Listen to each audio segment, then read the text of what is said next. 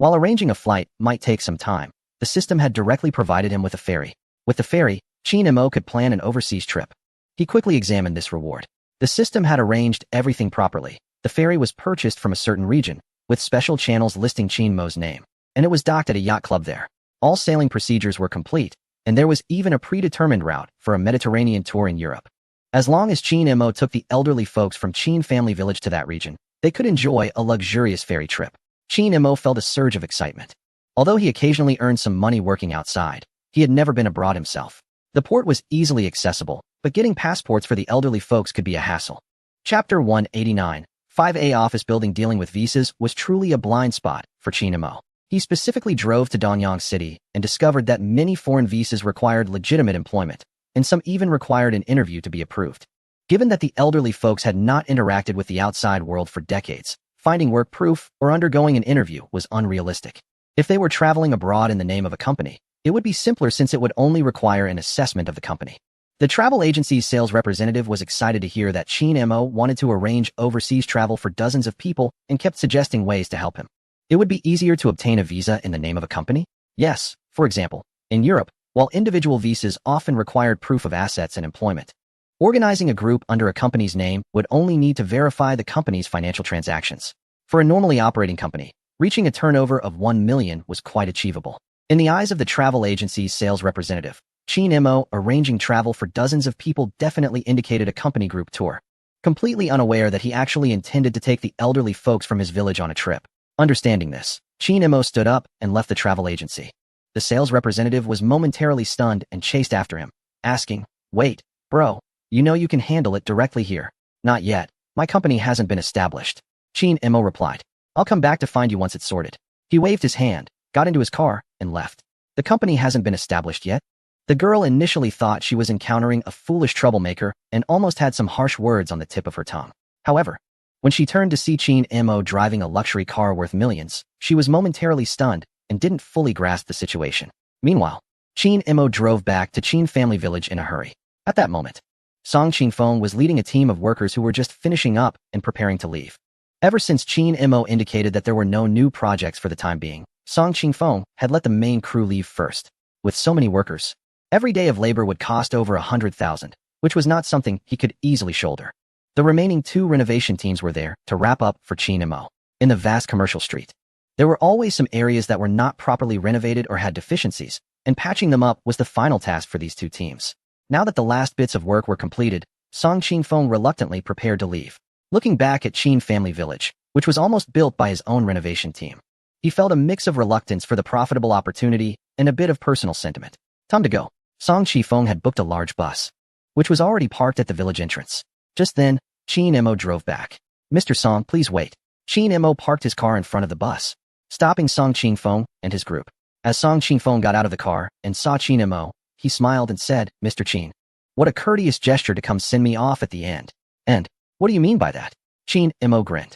Song Qingfeng, being quite perceptive, immediately showed an expression of anticipation upon hearing Qin Mo's words. "Mr. Qin, are you implying?" "You guessed right, Mr. Song. I've thought of a new project. I plan to build an office building in the village." As soon as Qin Mo finished speaking, Song Qingfeng was overjoyed. He had traveled all over, but he had never encountered a place like Qin Family Village, which was both profitable and full of warmth. After a year of work, he was truly reluctant to leave. "That's great. Everyone, get off the bus. We have new work to do," he called out. "Driver, sorry for the trouble. I'll make sure you get paid for this trip." Song Qingfeng didn't care about the few hundred for the bus fare and quickly settled the payment with the driver, even sending a red envelope as an apology. Then, excitedly rubbing his hands together, Song Qingfeng approached Qin Mo. "Mr. Qin, how large do you want the office building to be? Should we follow the standards of several A-level buildings?" In the city, impressive office buildings typically adhere to the 5A standard. The A stands for automation, indicating whether the office building meets modern intelligent office needs. Of course, we'll build it to the highest 5A standard. As for the scale, Qin Mo thought for a moment and said, "Let us do 2 office buildings, with 1 main building. Make it as tall as possible, if policies and land conditions allow. Aim for 100 floors. 100 floors? Song Qingfeng was stunned. How could his small construction company possibly have the capability to build a super high-rise of 100 floors for Qin Mo? Reaching a height of 100 floors means that simple concrete and steel cannot support it. The entire building's structural mechanics must be considered, without hiring an expert architect. It would be unwise to start construction. Well, make it as high as possible for me. However, outside the main building, we need to prioritize constructing an annex building. Qin Mo is developing this office building to establish his own company. But if we wait for the office building to be completed before doing anything, it could take ages. Therefore, Qin Mo arranged for Song Qingfeng to handle the construction of 2 buildings, a main building, built to the highest standards, depending on Song Qingfeng's capabilities, and an annex building, initially around 7 or 8 stories to serve as the primary office space for Qin Mo's company. Upon hearing Qin Mo's plans, Song Qingfeng breathed a sigh of relief. If he had to plan a 100-story office building all at once, he would genuinely feel at a loss. For the time being, let's build an 8-story annex for you, Mr. Qin. Rest assured, this 8-story building can also meet the 5A standard and won't fall short compared to those super office buildings in the city. With the 8-story annex to buy some time, Song Qingfeng could reach out to others for assistance. Otherwise, as a small construction boss, he couldn't handle the task of a 100-story office building alone. Qin Mo wasn't oblivious to this. After working with Song Qingfeng for so long, he understood his capabilities. This was a significant opportunity for Song Qingfeng. If he could pull this off, his status in the city and even the province would rise. Ordinary construction companies can handle renovations and a few floors, but there are very few 5A office buildings across the country, and those with 100 floors are even rarer. If Song Qingfeng could create such a building, it would truly make a name for him. After finalizing the plans with Qin Mo, Song Qingfeng promptly gathered the construction team he had previously let go. The existing architects on his team could plan the 8-story annex, while he hurried to the provincial capital to enlist a professor from the Provincial Architecture College to assist with the design. As Song Qingfeng was busy with this enormous task, Qin Mo was also occupied. Starting a company requires defining a business scope, but what should he focus on? That morning, while having breakfast at the village dining hall, Qin Mo quietly pondered this. Qin Tianrui sat down next to him with a tray. What are you mumbling about, little brother? Isn't there nothing to worry about lately? Taking a big bite of a meat bun, Qin Tianrui looked as satisfied as if he were enjoying a gourmet meal. The skills of the chefs you hired are really impressive, Qin Mo. If these buns were sold in a shop, they would definitely earn a lot. Since the Qin family village opened the dining hall and activity center, both Chinese and Western cuisines are available, and they have even selected a few pastry chefs specifically for making buns.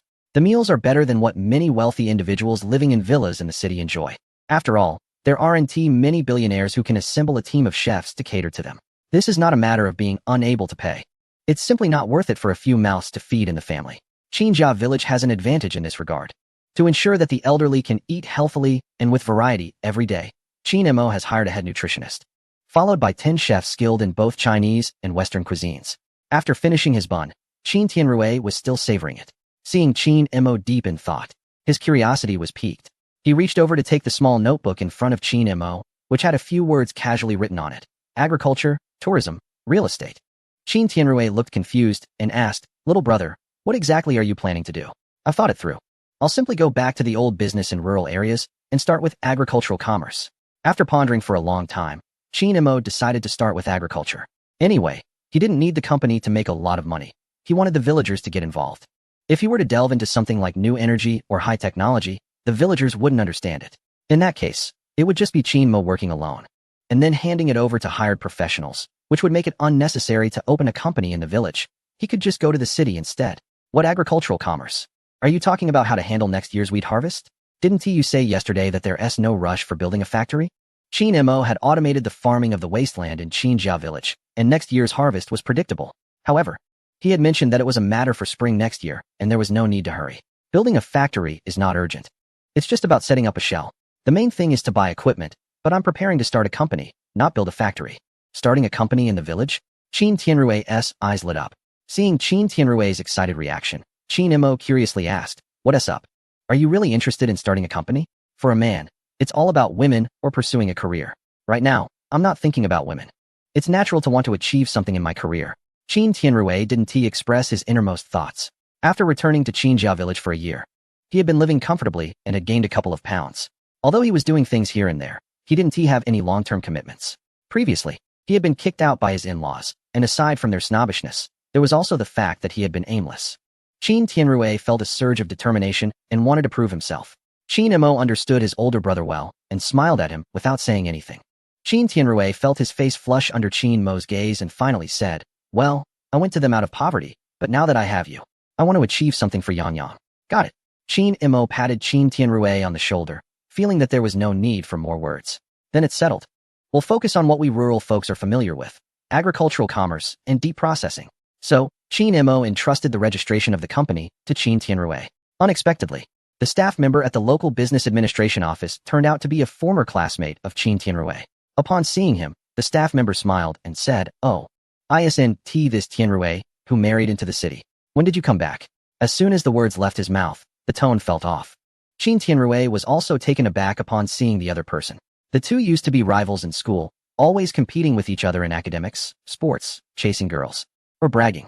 Unexpectedly, the one who once lagged behind in studies has now landed a job at the local commerce bureau. Normally, Qin Tianrui might feel a bit intimidated by this civil servant status, which is certainly not something he, a drifter, could compare to. However, times have changed. With a confident smile, Qin Tianrui tossed a document bag onto the table and said, "I've been back for a while, just planning to start a business in my hometown. I'm here to register a company today." Haha, what business can you possibly start in that rundown place of yours? Maybe an online store or some trivial venture. As a clerk, he couldn't refuse Qin Tianrui's application, so he took the document bag, opened it, and prepared to see what he could use to mock Qin Tianrui further. However, when he pulled out the first document, his jaw dropped in shock. Registered capital of 100 million? That's right, starting with 100 million. Once the office building is completed, I might need to increase the capital. Qin Tianrui leaned back casually, enjoying the sight of his rival's astonished expression, feeling quite proud. The clerk quickly noticed the smile on Qin Tianrui's face, and his mood soured. "Qin Tianrui, as an old classmate, I must warn you not to get involved in any illegal activities. Are you trying to set up a shell company to deceive people? I won't assist you." In his view, even if all the villagers from Qin family village sold their possessions, it wouldn't be worth 100 million. Though he had heard that Qin Tianrui had married into the city, he was hardly from a prestigious family. How could a family wealthy enough to casually produce 100 million allow their daughter to marry someone like Qin Tianrui, even if he was a son-in-law? Eliminating these possibilities, the only conclusion left was that Qin Tianrui was attempting to create a shell company. Writing such an exaggerated registered capital could only mean he was trying to deceive others. With this thought, the clerk sneered, "I thought you had developed some skills over the years and could start a business. But it turns out you're just trying to take shortcuts." Qin Tianrui didn't expect the other party to jump to such conclusions. His expression darkened as he retorted, "Who is taking shortcuts? Who is feeling guilty? You and I both know each other well enough. If you can produce 100 million, I'll kneel down and apologize to you." At that moment, Qin Tianrui truly felt a bit short of breath. He certainly couldn't produce 100 million. Just then, a familiar voice rang out from outside. "Oh, in this day and age, there are still people willing to kneel? You better do it properly." Hearing the voice, Qin Tianrui turned to see Qin Mo had arrived. He suddenly remembered that it was more convenient for him to hold the position of legal representative. So he had followed Qin Tianrui to the county. As soon as they arrived at the Commerce Bureau, he overheard the clerk's cold remarks. Qin Mo naturally wouldn't let his brother be wronged, which prompted his earlier comment. "Who are you?" The clerk looked up at Qin Mo. Since he and Qin Tianrui were from the same cohort, he naturally didn't recognize this junior. "Haha, you're not even qualified to serve me. Qin Mo's assets are at least over 1 billion. He usually doesn't like to put on airs, as he finds those pretentious bosses particularly annoying during work." However, in front of the clerk, Qin Mo feels the need to stand up for Qin Tianrui. This time, he plans to build an office building and start a company in Qin Family Village, investing over 100 million. This is a significant investment for the entire township. In this impoverished area, the annual GDP is only a few hundred million.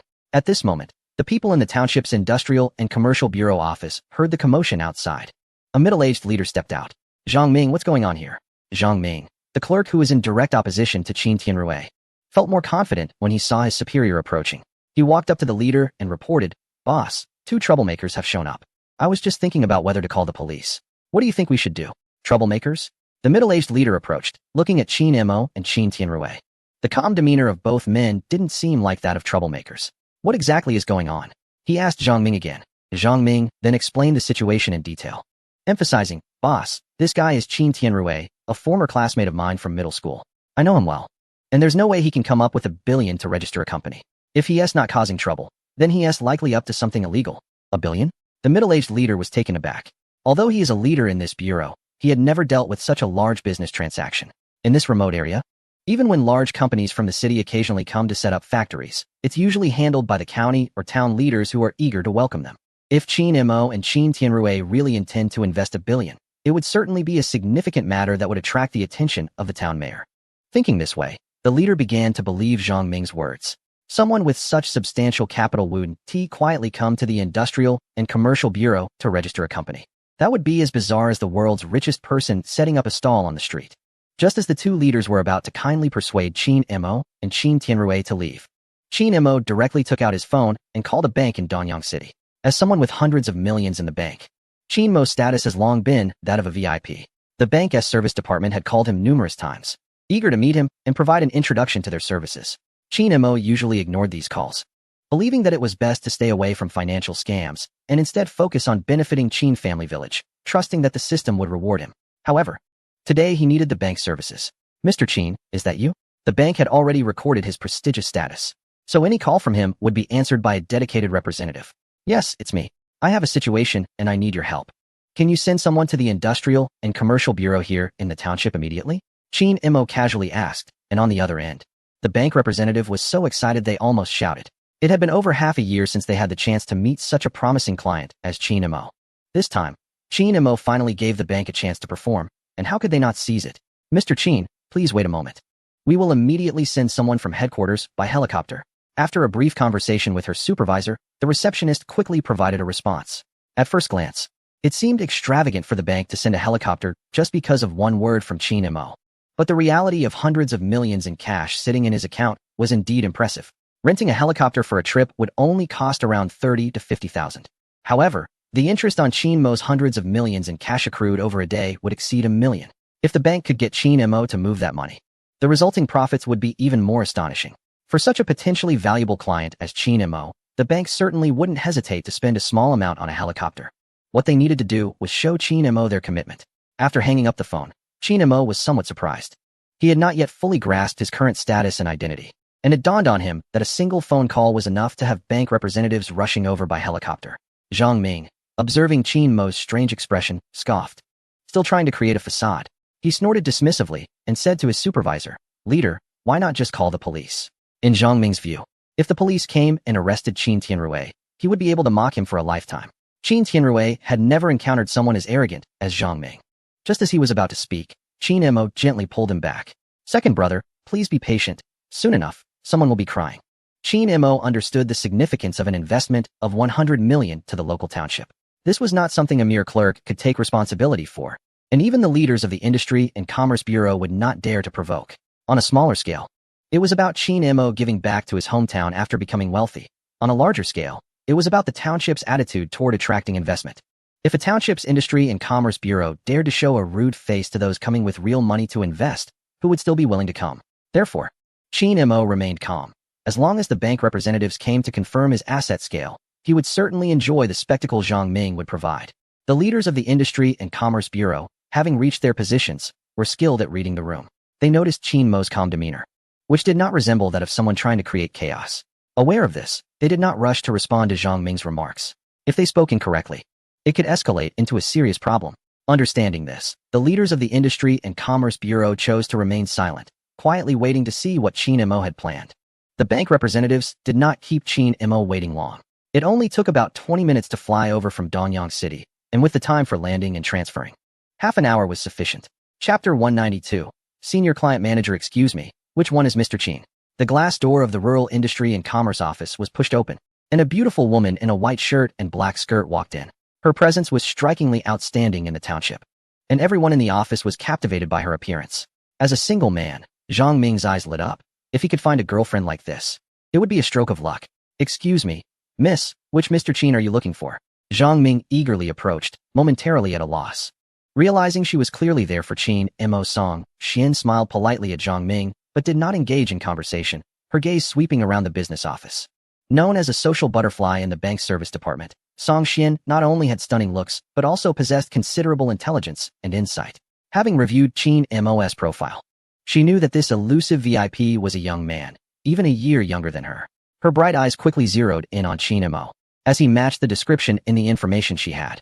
More importantly, it was his indescribable calmness that aligned with her intuitive perception of young wealthy individuals.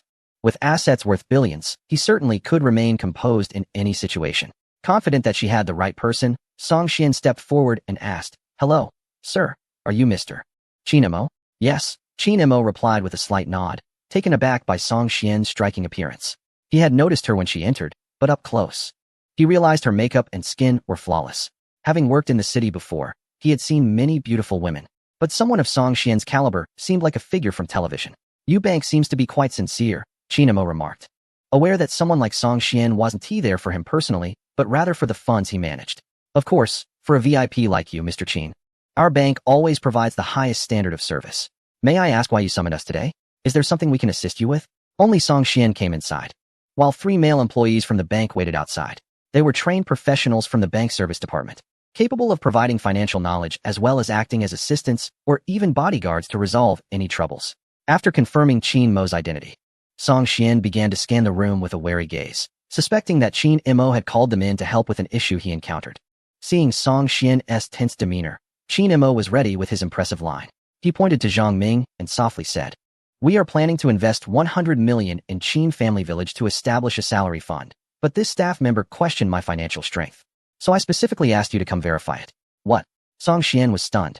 A big player with several hundred million in cash deposits must have an astonishing net worth. As businessmen and entrepreneurs would not leave their money sitting idle in a bank, but would have long sought out profitable investment opportunities. Losing patience with Zhang Ming, she pulled out her business card and directly stated, "I am Song Xian, a senior account manager from the Dongyang branch of the provincial bank. Here is my business card.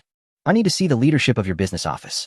The leader of the local business office had already sensed something was off. When Song Xian revealed her identity, he was taken aback.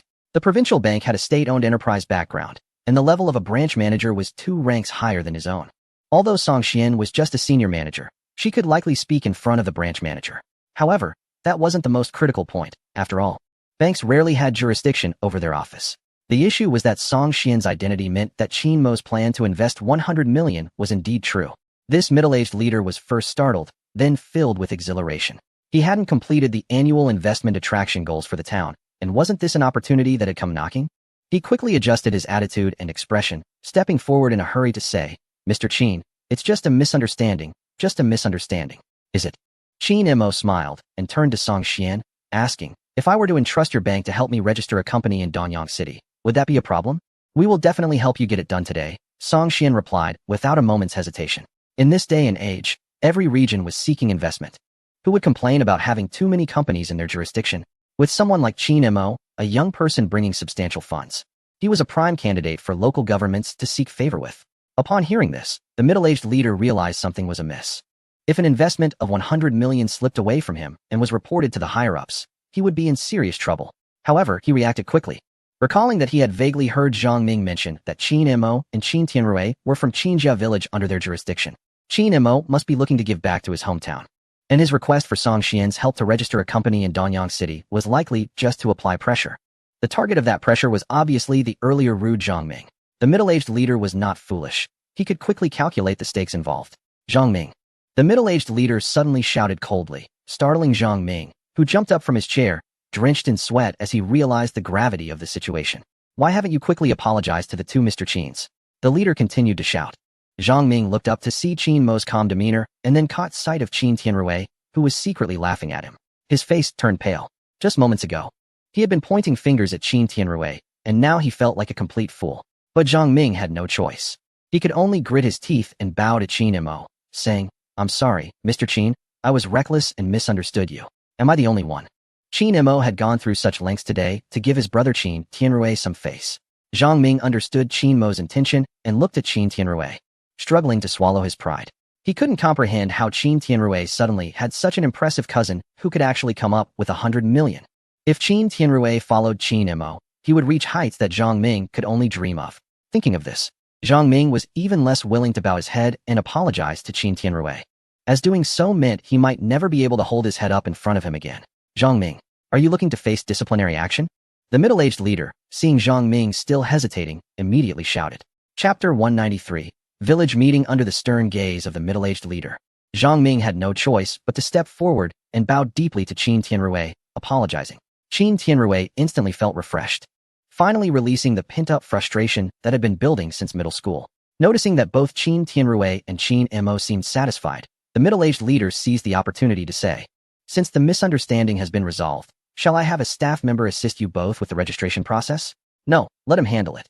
Qin Mo pointed at Zhang Ming and then said to Qin Tianrui, "Second brother, I'll leave this to you. I'll leave my ID here." The legal person will be under my name, as I'm the major shareholder and you're the secondary shareholder. The villagers will also have their shares, so please calculate accordingly. Don't worry, it will be taken care of properly. Qin Tianrui understood that Qin Mo was giving him face and readily agreed. Looking at Zhang Ming with a sense of pride. Outside, Qin Mo followed Song Xian into the car.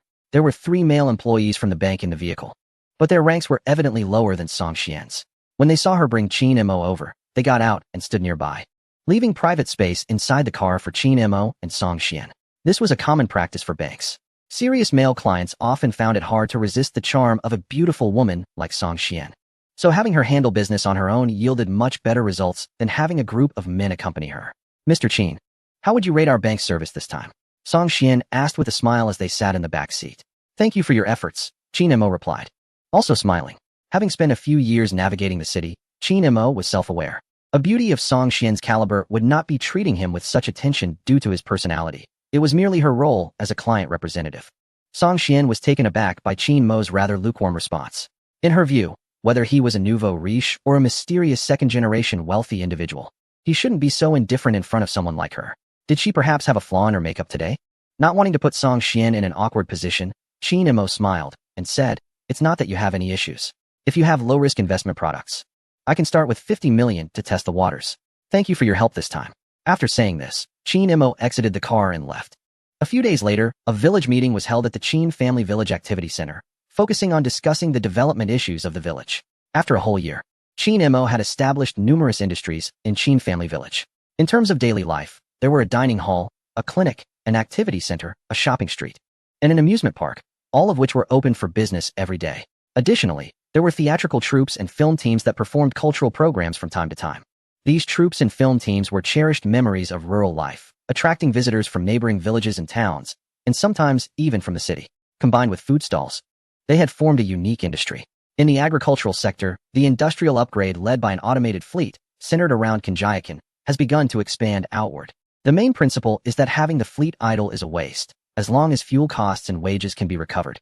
People from neighboring areas can come to negotiate for rental. This task is now under the responsibility of Qin Fengyu, who has become the fleet leader for several nearby villages. Wherever the automated fleet goes, farmers look on with anticipation. Compared to the labor-intensive manual farming, the advantages of the automated fleet are self-evident. Of course, Qin Mo secretly instructed his brother Qin Fengyu that if they come across particularly good farmland, they should consider negotiating for a lease. In the future, Qin Mo plans to introduce various higher-value cash crops, such as blueberries, apples, and some exotic fruits, as well as flowers and medicinal herbs. These crops have specific land requirements, and managing scattered plots can be troublesome. Qin Mo asked Qin Fengyu to operate the automated fleet at cost price to assist in finding suitable land for potential contracts. These preparations quickly yielded results. Today, Qin Mo gathered the elderly villagers for a meeting to discuss the official opening of the Qin family company. Before Qin Mo arrived, Qin Tianrui and Qin Fengyu had already briefed the villagers. What? Xiao Mo is starting a company? Yes, today's meeting is a shareholders meeting. Granny Qi, don't you have any idea? Shareholders meeting? Am I a shareholder? If you're willing, you might even become an executive director, Qin Tianrui joked. Everyone then came to their senses, and the excitement was palpable. What is Xiao Mo's company going to do? What will we be responsible for? Seventh sister, you really are getting ahead of yourself. Just because you have a title doesn't mean you'll actually work, someone teased. Why can't I work? I'm much healthier than you old men, Granny Qi retorted. Granny Qi had previously spent a significant amount of Qin Mo's money to save Grandpa Wu when he was seriously ill, and while no one truly cared about it, they liked to bring it up during discussions. Grandpa Wu was also upset. He thought, so this matter can't be turned over, huh? No way. This time with Xiao Mo opening a company, I need to contribute, or when will I pay off my debts? While they were discussing, the protagonist Qin Mo finally arrived, accompanied by a strikingly beautiful woman, Song Xian, who had been sent by the provincial bank.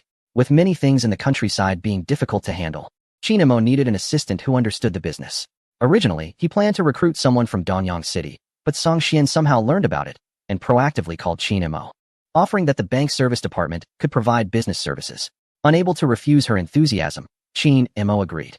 The elderly villagers were unaware of this arrangement, but upon seeing Song Xian, their eyes lit up.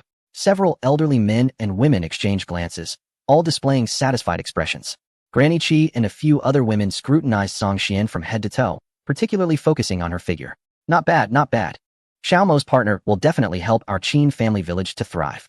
Based on my experience, this girl is likely to give us a grandson as her first child. Xiao Mo is about to announce double blessings for us, which means both career and family are coming together, right?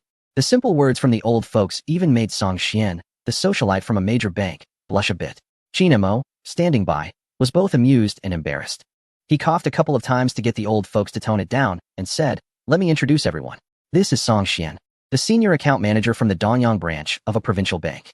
She will be our business consultant for the future company in Qin Family Village." Chapter 194. Growing stronger. Dispatching consultants to provide commercial consulting services for key clients is part of the corporate services offered by the provincial bank. Of course, the prerequisite is that the businesses open company accounts with them, allowing the bank to benefit from the company's growth. "Hello, everyone," Song Xian greeted after Qin Mo introduced her. Her sweet voice made the old folks even more pleased. She looked like a sweet-talking good daughter-in-law.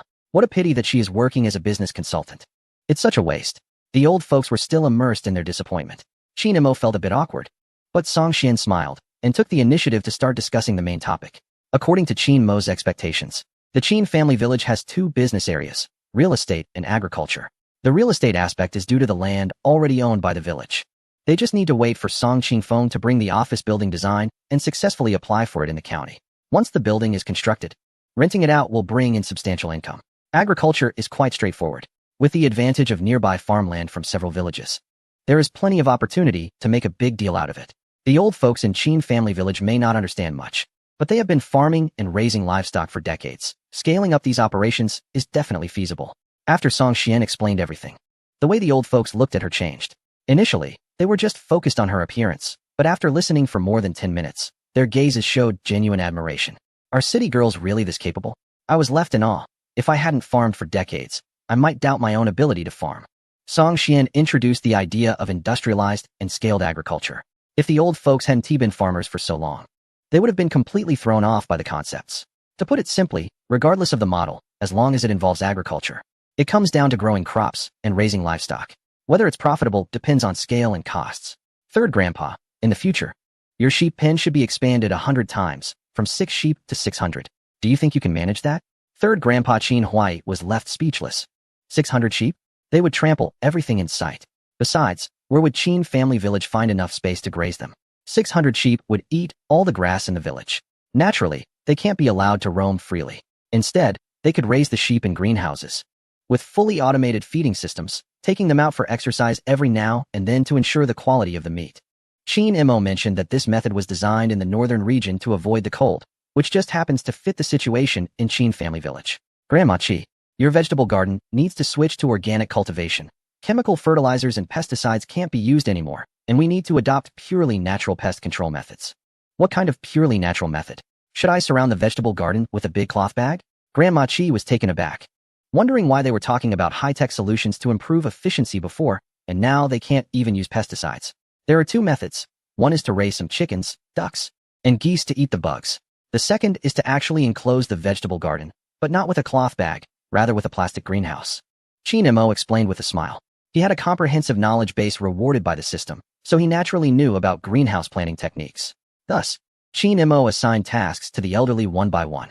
It was at this moment that the elderly realized Qin Mo was serious about this. They had just been clamoring to contribute to Qin Mo and Qin Family Village, but now it seemed that Qin Mo was prepared to take all their energy. Could they, in their 70s and 80s, really handle such a heavy workload? After the meeting, Qin Tianrui and Qin Fengyu came to find Qin Mo. What's going on, little brother? Are you trying to work the elderly to death? They pointed out that not to mention hundreds of sheep. Even the 6 they currently had were a bit much for the 3 of them to manage. And it was exhausting to go to the back mountain every few days to cut grass. As for Grandma Qi's vegetable garden, it was Qin Mo who had been helping to manage it before. Otherwise, Grandma Qi would be exhausted from watering it every day. At their age, it's no joke. Their bodies simply can't take that kind of strain.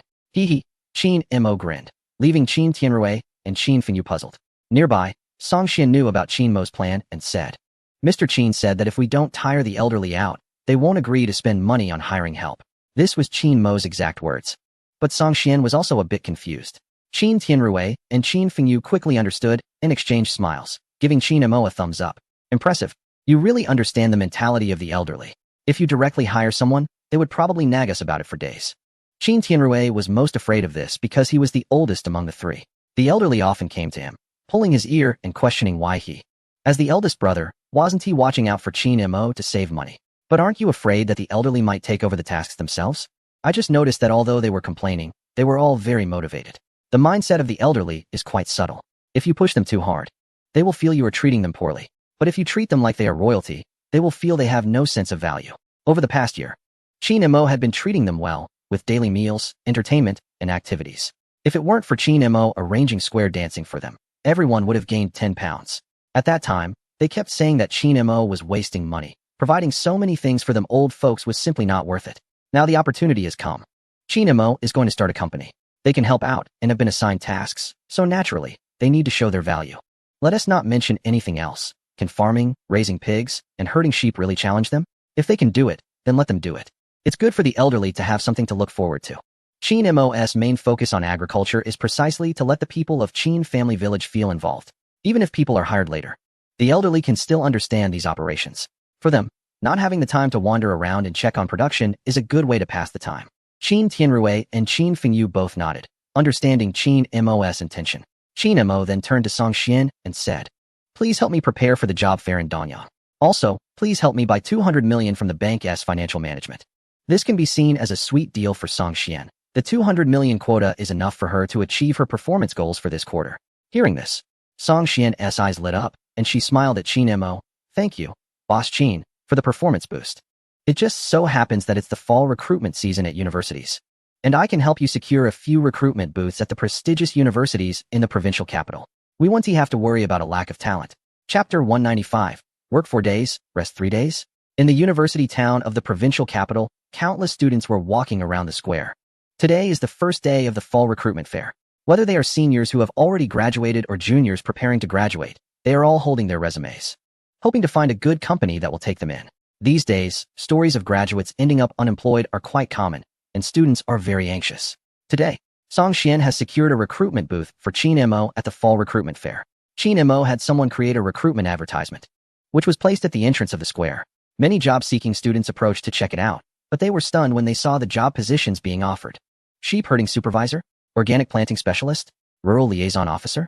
Chin Mo's company is focused on agriculture, so the recruitment naturally corresponds to those positions. These positions sound dirty and are completely different from the white-collar lifestyle the students imagined, which caused them to frown immediately. Who would want to do that?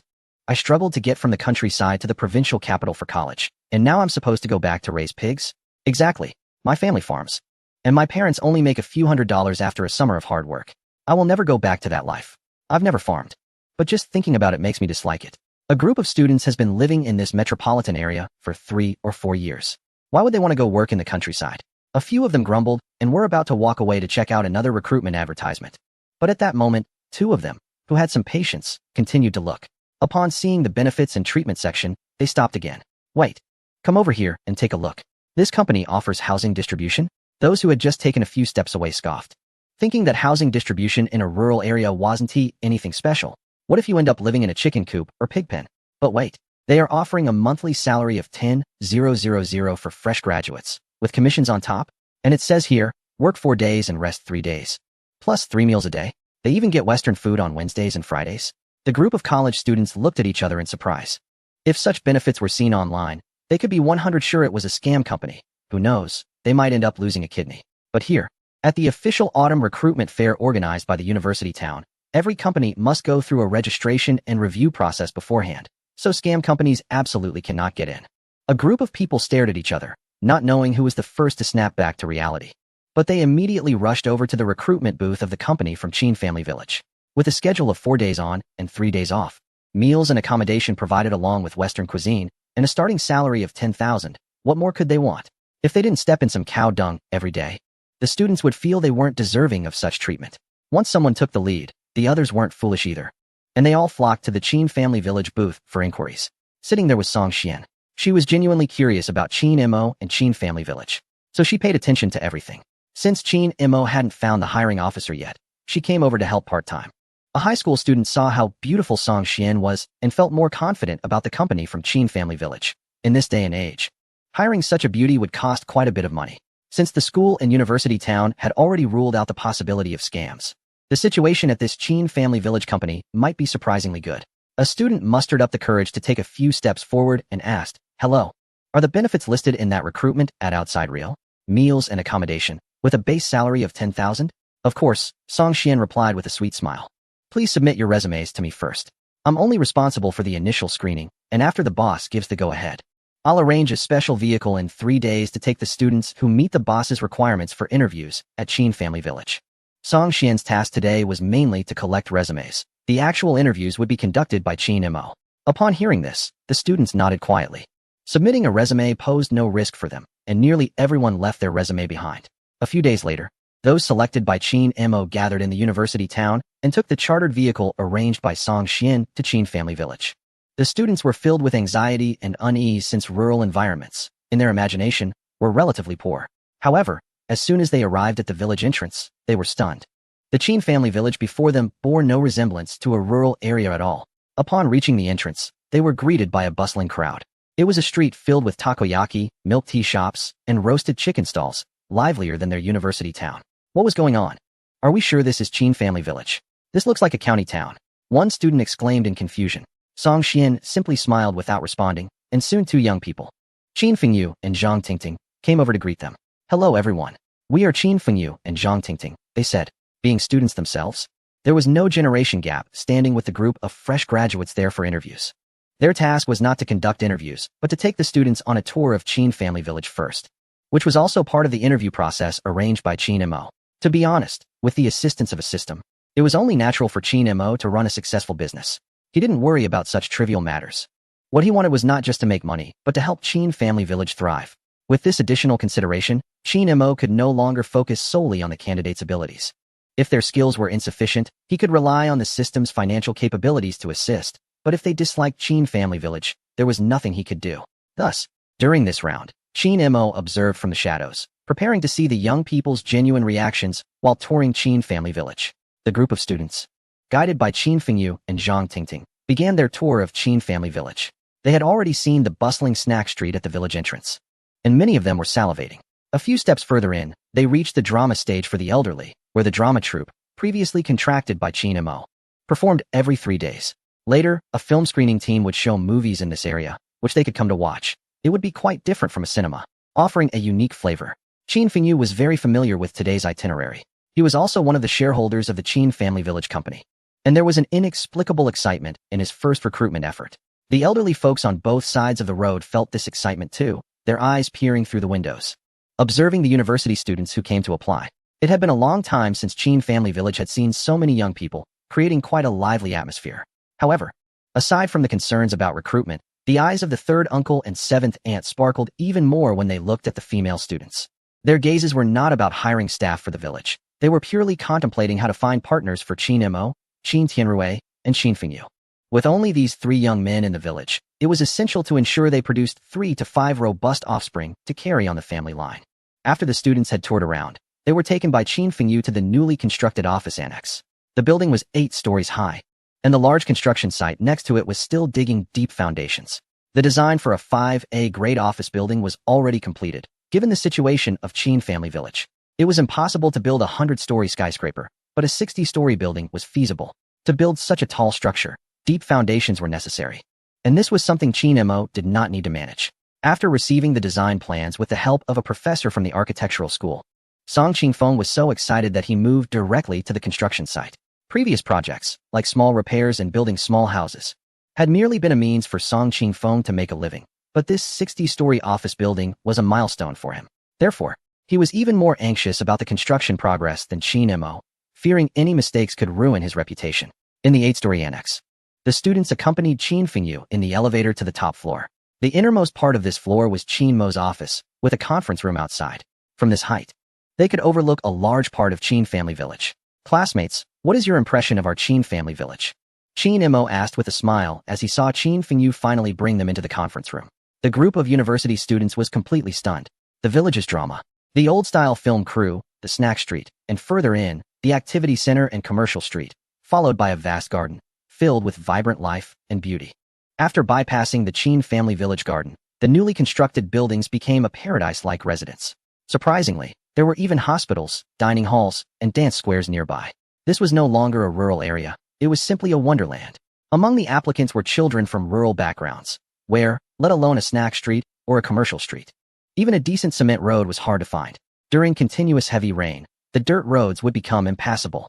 Every time I returned home and encountered heavy rain, I would end up ruining a pair of shoes. But look at Chin Family Village. It had uniform asphalt and concrete roads leading right up to every doorstep. The most outrageous was the Chin Family Village garden, where a student from a relatively well-off family recognized a rare giant stone resembling a monkey mountain. His father had explained to him about that rock a few years ago. It was a natural wonder worth millions. So when Chin Mo asked them about their impressions of Chin Family Village, their excitement was evident. It's beautiful. Is Chin Family Village a popular village? How come I hadn't heard of it before? Is that garden newly built? A place that beautiful should be famous around the provincial capital, several girls asked, seeing it as a unique spot for social media posts. In their minds, any beautiful place near the provincial capital would be flooded with influencers eager to take photos and share them, and they would likely see them in their social circles at school.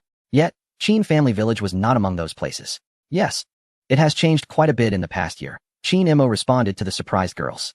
A boy then observed more, saying, I saw automated vehicles in the fields and professional sheep barns. Is that where we will be working? His comment brought everyone's focus back. The scenery of Chin Family Village was so unique that it hardly felt like a rural area. Yet it was also very different from first-tier cities like the provincial capital or Dongyan. Its distinct charm made these college students feel as if they were on a trip.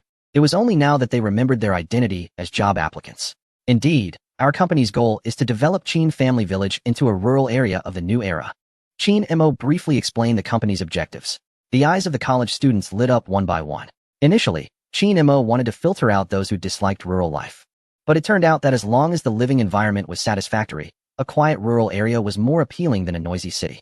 Almost no one chose to leave because Chin Family Village lacked bustling nightclubs or trendy takeout restaurants, especially when Chin Mo offered a starting salary of $10,000. If it weren't for the requirement of school approval for campus recruitment and the need to sign a tripartite agreement between Chin Family Village, the students, and the school, many students would have likely accepted positions on the spot. Of course, the students were eager to join, and these formalities were merely procedural. However, Chin Mo would still need to trouble Song Xian to help handle matters back in the provincial capital. Unexpectedly, Chin Family Village suddenly gained considerable fame in the university town due to this. A magical rural area with its own luxurious gardens, private hospitals, dining halls, and commercial streets. The starting salary for fresh graduates is guaranteed at $10,000, with a work schedule of 4 days on and 3 days off. And the village even provides brand new buildings as dormitories. These pieces of information are making waves among the job-seeking fresh graduates in the university town. Soon, a crowd consisting mainly of job seekers, with a sprinkle of curious onlookers, began to head to Chin Family Village. They were skeptical at first, but when they arrived, they were taken aback. The reputation of Chin Family Village is growing louder, and the buzz is becoming hard to contain. It quickly spread through the internet circles in the provincial capital. Someone filmed a segment showcasing the scenery in Chin Family Village, capturing the breathtaking sight of the setting sun and solitary wild ducks, which left busy white-collar workers in the city mesmerized. Is there really such a fairy tale-like spot near their provincial capital? Soon, self-driving tourist groups began to appear in Chin Family Village.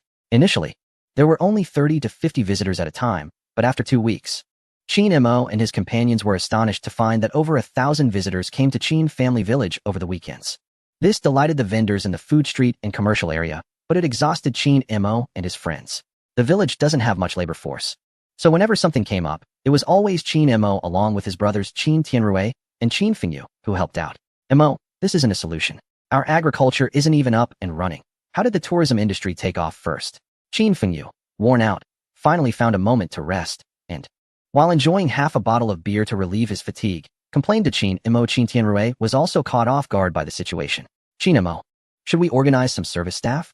Not to mention, answering questions for people asking for directions every day is drying my mouth out.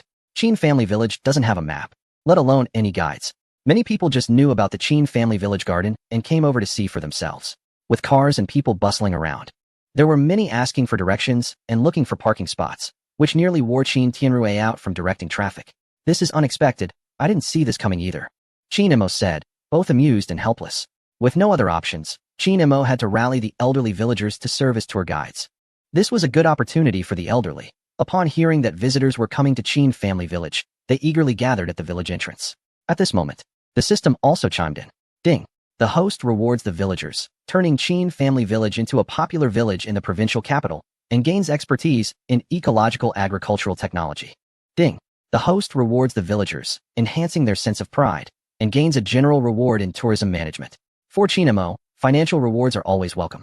But the key knowledge awarded by the system is equally important. In an instant, ChinMO had integrated professional-level knowledge of tourism management and ecological agriculture, equivalent to that of a seasoned expert with 20 years of experience in the industry. With this knowledge, ChinMO quickly realized what Chin Family Village was still lacking. Firstly, a tourist route map is essential. Now that Chin Family Village has gained fame, with influencers visiting and continuously posting online, the village's popularity is bound to keep rising. More and more people will come to visit, guided by the elderly of Chin Family Village, which is really a lot to ask from them. ChinMO needs to create an official map and set up several signposts, then guide these tasks to the merchants. With so many tourists arriving, the vendors in the snack street and commercial street will be the biggest beneficiaries. Previously, ChinMO's rental plan can now officially kick off, with foot traffic. There's money to be made. In recent days, more people from neighboring towns and even the county have come to inquire about renting storefronts to open shops. As recruitment and construction proceed in order, a month later, Chin Family Village will undergo another transformation. Near the back mountain, away from the residential area, Songqing Feng. Following ChinMO's instructions, first constructed greenhouses, pig pens, and sheepfolds. Then the equipment, seeds, piglets, and lambs ordered by ChinMO were delivered to Chin Family Village by large trucks. The college students who came to apply for jobs have officially started working, and the Chin Family Village company has begun to get on track, simultaneously developing in aquaculture, agriculture, and the processing of agricultural products. As autumn winds blow and summer vacation ends, school is about to start. In recent days, Chin Tianrui has been worried because his ex-wife, who had an affair and divorced him, is coming to Chin Family Village. She claims to be there to take Chin Yangyang back to the city for school. But her real intention is to snatch custody of their son. Brother, why are you so nervous? She's the one at fault. Besides, we are in Chin Family Village. How could she take Yangyang away?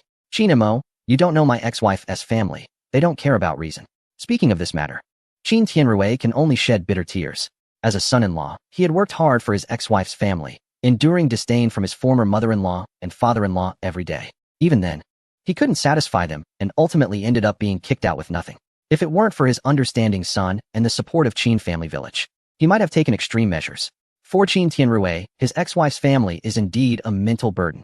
After more than half a year, meeting them again is nerve-wracking. This isn't Chin Tianrui's fault. He was just a poor boy from a remote village who was looked upon favorably by a wealthy young lady, which made him feel inferior. But times have changed. Chin Family Village has transformed and is no longer that small, muddy place that can't be shown off. Countless tourists are now coming to visit. And his ex-wife, the so-called wealthy young lady, only has a family fortune of a few tens of millions. Seeing Chin Tianrui like this, ChinMO became serious. This time, the other party isn't coming as a guest, but to fight for custody of Chin Yangyang. Don't worry, brother. I've already asked Song Xian to help contact a lawyer. The other party has made mistakes first, and Chin Yangyang chose you later. With these 2 points combined, we're not afraid of a lawsuit, ChinMO comforted him. Soon, a Mercedes S-Class arrived at the entrance of Chin Family Village. There were 3 people in the car, a middle-aged couple and a much younger woman. As soon as the middle-aged man got out of the car, he immediately bent down to check the undercarriage of his vehicle. This damn road is terrible. The chassis of my car is all messed up. Right now, the chassis of this Mercedes S-Class worth hundreds of thousands is covered in dirt. The 4 tires are practically unrecognizable, looking more like clumps of mud. This isn't surprising, as it has been pouring rain near the village lately. Although some money was spent to pave the roads within the village with asphalt, the paths leading to other places are still mostly dirt roads. The location of the village is remote. If a road were to be built directly to the nearest city, the costs would be astronomical, making it a project only a municipal government could undertake. This is how rural areas are. They warn you not to drive such nice cars. Does this shabby village deserve our respect? A middle-aged woman saw the state of the car and was also furious. Washing the car is infrequent, and if the chassis gets scratched or mud gets into the exhaust, it would have to be taken back to the factory for repairs, which could take a month or 2. Chin Tianrui, a young woman, ignored her parents' anger and walked over to confront him from a distance. Where's my son? Where have you hidden him? That is my son. Chin Tianrui stepped forward without backing down. Are you saying you want to go against me? The young woman looked decent, but her pride seemed etched on her forehead, as if she wanted to look down on others. This was Wang Hong, the ex-wife of Chin Tianrui. Wang Hong's parents took a few steps forward, standing behind her as support. Chin Tianrui, do you really think you can take us to court? Can you even afford a lawyer? I'll spend everything I have to fight you in court, Chin Tianrui said, showing no sign of retreat. Wang Hong furrowed her brows, unsure of where Chin Tianrui was getting his confidence. If it came to a lawsuit, her own scandals might be exposed. After a moment, Wang Hong spoke, Qin Tianrui. If you truly care about our son, you should give him to me to raise. Your village has nothing. Do you want him to turn out like you? A country bumpkin? Wang Hong's parents chimed in. Exactly. In your rundown village, there's nothing to eat or play with. Do you want to drive our precious grandson crazy? Who says our village has nothing to eat or drink? Before Qin Tianrui or Qin Mo could respond, Qin Fengyu, who was nearby, couldn't hold back any longer.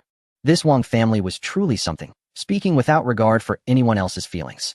This was the home ground of Qin family, yet they dared to spew such nonsense. You think a rundown village like yours can compete with us in terms of food, drink, and entertainment? Aren't you afraid of embarrassing yourselves? Wang Hong's parents sneered. At this point, not just Qin Fengyu, but even Qin Mo couldn't take it anymore. Fengyu, drive us away. Understood. Upon hearing Qin Mo's words, Qin Fengyu knew it was time to show some strength. He quickly ran to the nearby garage and brought over Qin Mo's Mercedes G-Class. Chapter 198. A completely different Qin family village as the over 2 million G-Class drove through. Wang Hong's family, who had just arrived in the S-Class, was left dumbfounded. What the heck? How could this group of so-called poor people in the village have such nice cars? Did they rent this car to save face? Renting a Mercedes G-Class must have cost a fortune. Lin Feng might not recognize other cars, but the Mercedes series is definitely something she flaunts in her social circle. Her husband's Mercedes S is considered quite impressive even among the circles in Danyang City. However, the price difference between the Mercedes S and the G-Class is 2 to 3 times. They are not even in the same category. She doesn't believe that the villagers from Kanjiakan could afford such luxury cars starting from 2 million. Qin Mo sneered, and without waiting for Wang Hong's family to say anything, he called Qin Tianrui and Qin Fengyu to get in the car. Qin Mo intended to show off for Qin Tianrui, so the car didn't go directly to Qin Tianrui's home, but took a round in Kanjiakan. After this round, Wang Hong's big eyes were wide open, and her parents, Wang Yu and Lin Feng, were left dumbfounded. Wasn't it said that the total assets of the entire Kanjiakan didn't exceed 1 million? That the villagers lived on relief funds? That the entire village didn't even have a small car? But what was in front of them? Each household had a standalone villa, a village communal dining hall, an elderly activity center, and on top of that, there was a commercial street and a cinema. The most outrageous was the Kanjiakan garden. That thing, not even a high-ranking executive like Wang Yu would dare to aspire to. What level of status would it take to create such a garden in Danyang City? At least the chairman of Wang Yu's boss's company would be qualified. This garden. Did you build it in Kanjiakan? When they arrived at the front of Qin Tianrui's villa, Wang Yu was so shocked that he stuttered.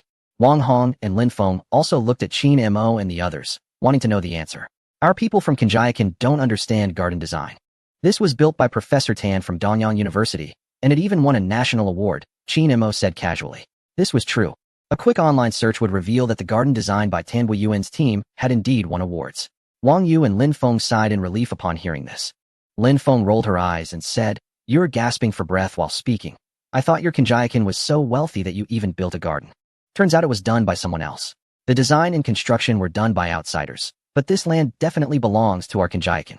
This garden covers hundreds of acres, and the rent is over $1 million a year."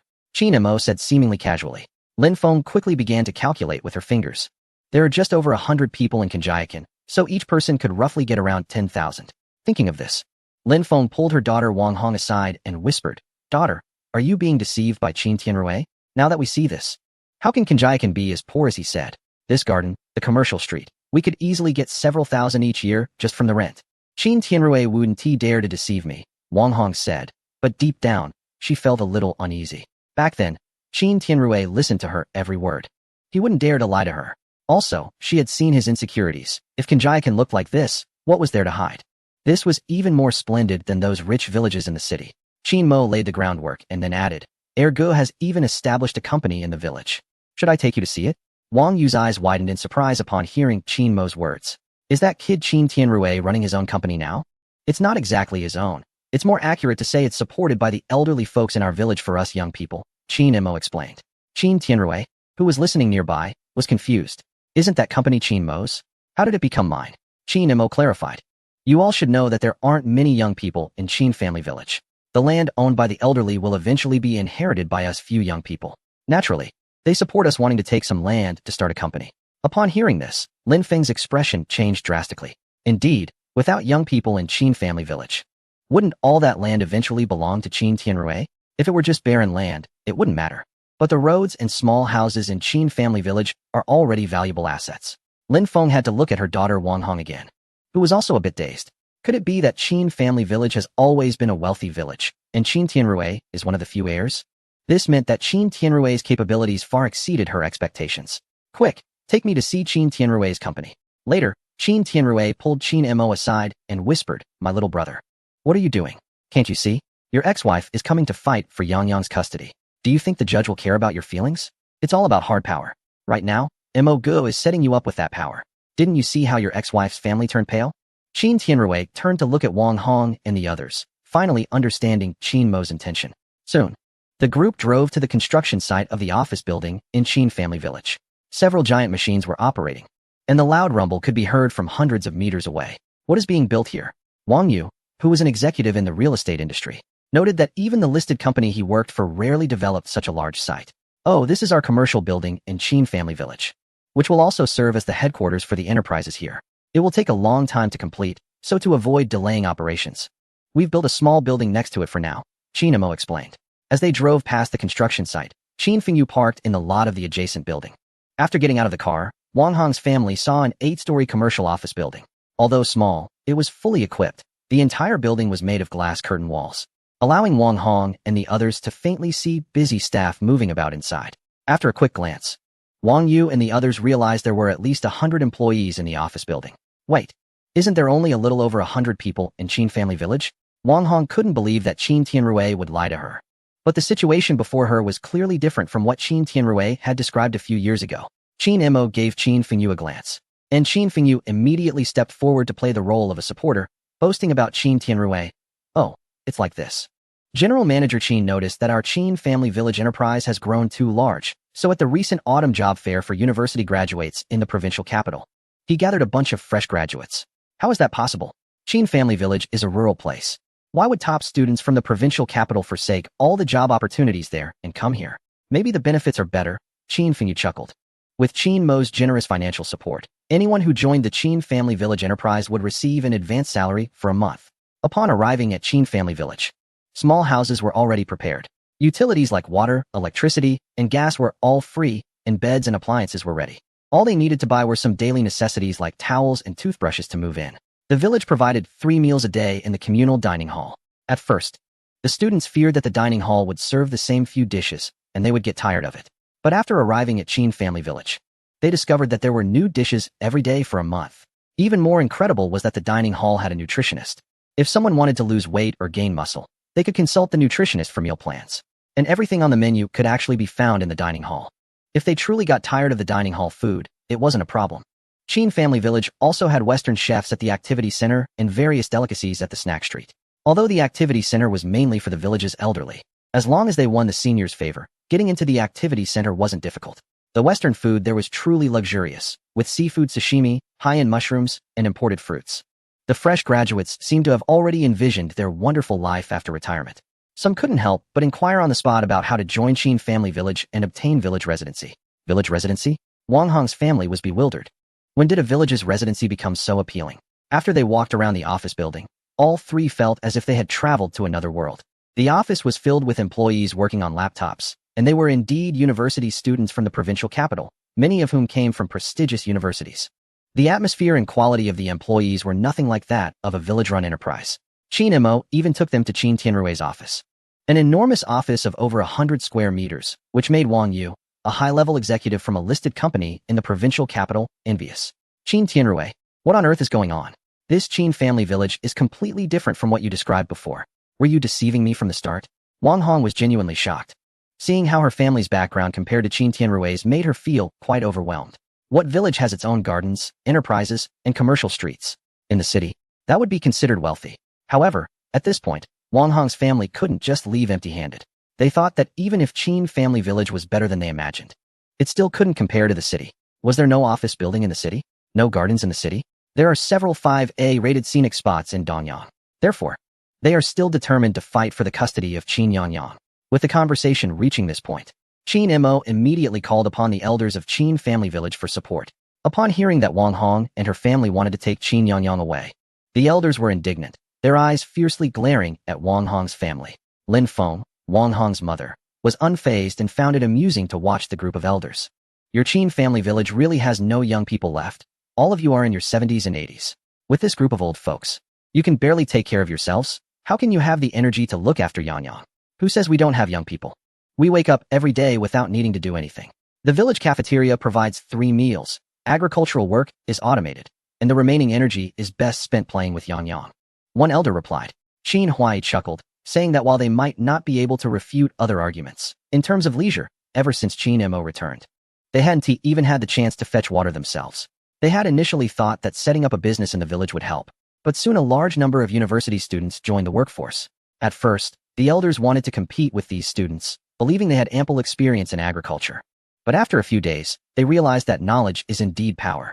The decades of experience they had could be learned by these students in just a few days. When it came to efficiency, how could the elders compete with the young? They ended up just being idle, as helping out could slow others down.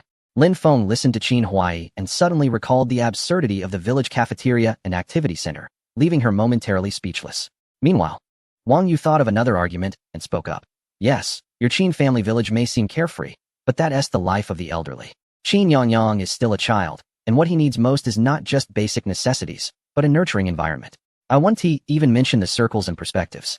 But let me ask you this. Are you planning to let Qin Yangyang attend school in the county city if he stays in your village? Wang Yu's question left Qin Huai and the other elders stunned. They were not unreasonable people. They genuinely believed that Qin family village was comparable to the city in many aspects, but when it came to education, it was incomparable. The prestigious schools and renowned teachers in the city were resources that wealthy families fought over. The school Yangyang currently attended was quite good, a city-level elementary school. If it weren't for their family's fortunate location in a school district, it would be impossible to get in. Were they really suggesting that Yangyang should drop out of such a good school to attend a subpar school in the county city? Wang Yu's words, though harsh, resonated with Qin Huai and the others because they also felt that these two schools were indeed not comparable. Seeing the elders fall silent, Lin Feng's smug smile returned. Just because rural areas had some modern houses didn't mean they could compete with big cities. They were simply not on the same level. Qin Tianrui, if you truly care for your son, send him back to the city for school. Otherwise, you will be the one ruining his life. Wang Hong shouted loudly. Qin Tianrui listened to Wang Hong's words, looking down at Qin Yangyang beside him, his expression changing multiple times. He had to admit that the city had undeniable advantages in education, which the county simply could not compare to. The elderly, seeing Qin Tianrui's expression, reminisced about their own experiences. In the past, there were many young people in Kanjiakan, but they faced similar dilemmas. Should they seek development in the city or stay in the village with the elderly? As a result, one by one, the young people were persuaded to leave by the elders. It wasn't that they didn't want their children to stay close. It was just that Kanjiakan lacked job opportunities and educational resources, rather than having their grandchildren live a mediocre life like theirs. The elders would rather endure the heartache and encourage them to venture out. Those who had children wanted them to stay in the city for better education. Now that this situation had fallen upon Qin Tianrui, the elders immediately began to feel for him. Chapter 200, Educational Resources, Mo Go. The atmosphere is getting awkward. Qin Fengyu couldn't stand it anymore and turned to find Qin Mo, only to realize he had walked away without him noticing. Qin Fengyu was stunned and quickly got up to search outside, finding Qin Mo on a nearby open space, talking on the phone. Are you sure there's hope? If so, could you please bring the principal over? I'm worried that just talking won't be enough. I appreciate it. When Qin Fengyu reached Qin Mo's side, he heard the last part of the conversation. Confused, he asked, Mo Gu, what is going on? Why are you still on the phone at a time like this? The situation seems off. The elders seem to have decided to let Qin Yangyang go back to school in the city. I already heard that part. Otherwise, why would I be making this call? Qin Mo explained. Qin Fengyu didn't understand Qin Mo's point. But Mo Gu, how does that relate to your call? We need to persuade the elders. Even though our county school resources are lacking, we all came from there, didn't we? Qin Mo chuckled. So you've forgotten that after moving to the city, we never spoke English again? Qin Fengyu paused. Indeed. The spoken English level of the teachers in the county couldn't compare to that of foreign teachers in the city. This was just one aspect of the overall teaching quality. In fact, they fell far short in many areas. Would they really let Qin Yangyang go back, just like that? Qin Fengyu felt a bit reluctant, but began to understand the elder's perspective. Of course not. Qin Mo replied with a smile. Seeing Qin Mo's smile made Qin Fengyu realize things weren't that simple. He excitedly asked, Mo Gu, do you have a good plan to convince everyone? Yes, follow me. Qin Mo led Qin Fengyu back into the room. Without wasting time, he directly stated, if I can solve Qin Yangyang's schooling issue, can she stay in Kanjiakan without you all coming to take custody? When Qin Mo said this, he was looking at Wang Hong's parents. Wang Yu and Lin Feng were taken aback for a moment. Then Lin Feng immediately laughed and said, haha, how are you going to solve this? If it means letting Yang Yang attend that backward county elementary school, I absolutely won't agree. Wang Yu nodded as well. If you can find a school near Qinjia village that's as good as the one Yang Yang currently attends, I will immediately let my daughter give up custody and let Yang Yang stay here. Hearing her husband's words, Lin Feng added, don't even talk about it being the same. If it's just slightly worse, I can accept that. Just look at this area. When we arrived, I observed that it's all wasteland. And there are only 2 rundown elementary schools in the county. Qin Mo did not refute this and nodded, saying, indeed. I haven't paid attention to the educational resources in this area, it's quite lacking. Lin Feng and Wang Yu were a bit puzzled by Qin Mo's words. Qin Mo didn't let them guess for too long and directly said, so I contacted Professor Tan from Danyang University, who introduced me to Principal Chun of Qiguang Elementary School in Danyang. Now Principal Chun, Professor Tan, and Miss Song Xian are on their way to our Qinjia village. At this point, Qin Mo paused, smiling at the confused crowd. If nothing unexpected happens, Qiguang Elementary School will be establishing a branch in our Qinjia village. As soon as these words were spoken, the elderly villagers of Qinjia village were still processing the information, but Lin Feng was the first to jump up. You mean Qiguang? The provincial-level prestigious school, Qiguang Elementary School? Of course, there isn't a second Qiguang Elementary School in Danyang, right? Qin Mo confidently replied. Lin Feng couldn't help but laugh. What a dreamer. How could Qiguang Elementary School possibly come to your Qinjia village to build a branch? Others are provincial-level schools. They could easily secure land for a branch in the city. I understand your surprise, so please don't be anxious. Principal Chun will be here soon. I've sent a helicopter to pick them up, Qin Mo said with a smile. Hearing the word helicopter, Lin Feng and Wang Yu were once again stunned, doubting Qin Mo's sanity. In fact, this was also a pleasant surprise for Qin Mo. Just now, hearing Wang Yu and Lin Feng mention the education matter made him realize that while Qinjia village has a certain foundation in living standards, consumption, and healthcare, it completely lacks educational resources. For Qinjia village to develop in the future, without educational resources, how could they retain the children? For instance, once the enterprises in Qinjia village grow, wouldn't the employees need to marry and have children? If their children have nowhere to attend kindergarten or elementary school, it would naturally affect their determination to continue working in Qinjia village. This issue seemed a bit distant, and if it weren't for the matter concerning Qin Yangyang, Qin Mo might not have thought of it at all. But since he had realized it, Qin Mo naturally couldn't miss this opportunity to serve Qinjia village. He didn't have suitable resources at hand, so after thinking about it, he asked Professor Tan Buiyuan, who was responsible for landscaping in Qinjia village. As someone in the education field, Tan Buiyuan was the closest person to this direction for Qin Mo. Unexpectedly, Tan Buiyuan indeed gave Qin Mo a surprise. Because Tan Buiyuan and Principal Chun Su of Qiguang Elementary School were old classmates, they had recently discussed inclusive education. Chun Su mentioned an idea during a conversation with Tan Buiyuan, considering the possibility of spreading the advanced teaching concepts and styles of Qiguang Primary School to various regions, so that children in other areas could also receive such high-quality education.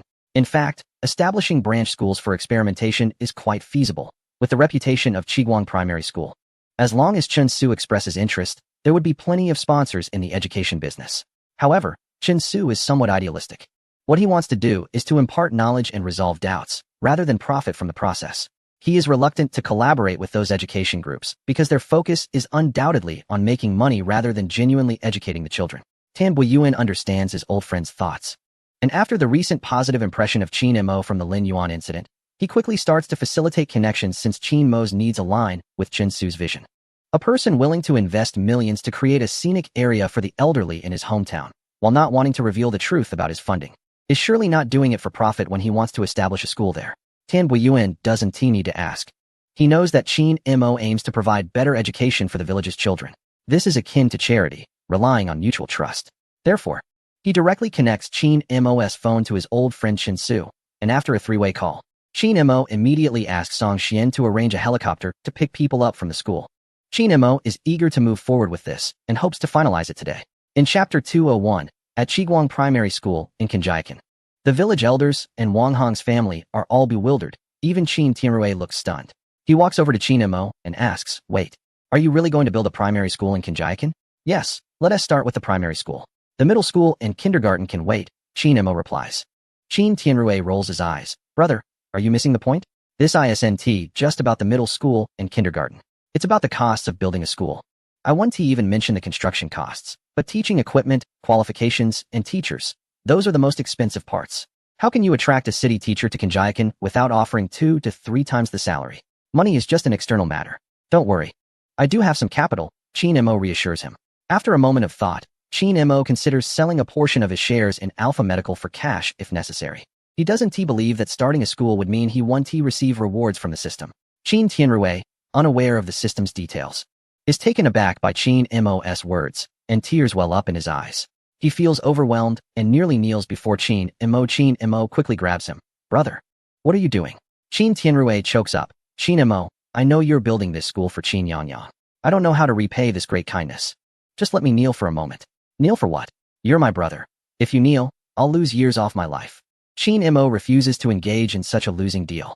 Not losing years, not losing years. From now on, you're my brother, and I'll bow to you.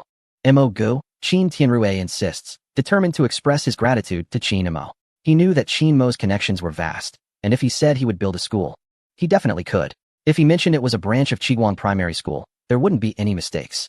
However, the cost involved would certainly be enormous. Connections and funds that Qin Tianrui couldn't even imagine. Are you done? Qingyu, come help me out. Qin Mo was struggling with a hefty man weighing 150 pounds. On the side, Qin Qingyu had been watching for a while before bursting into laughter and coming over to assist in pulling up the stubborn Qin Tianrui, who insisted on kneeling. The group didn't have to wait long. Song Xian had already arrived at Kinjiakan with Tan Buiyuan and Chen Su. When the helicopter landed, Wang Hong and her family stared wide-eyed. What's going on? There's a helicopter in Kinjiakan? Even if it's rented, that's too extravagant. When the people from the helicopter stepped down, Lin Feng was even more shocked. It's really Principal Chen Su. Lin Feng excitedly grabbed Wang Yu's hand. Lin Feng had been the one to arrange for Qin Yangyang to go to school. Previously, she wanted to get Qin Yangyang into Qiguang Middle School, but their house didn't have a slot. She specifically approached Chen Su to try to leverage a connection, but Chen Su didn't play the gift-giving game at all. Lin Feng had no choice but to settle for a city-level primary school for Qin Yangyang. Now, the principal who never accepted gifts or backdoor deals had come to Kinjiakan. Lin Feng looked at Qin Mo in shock. Qin Mo ignored Wang Hong's family's reactions and immediately took a couple of steps forward to greet Song Xian and the others.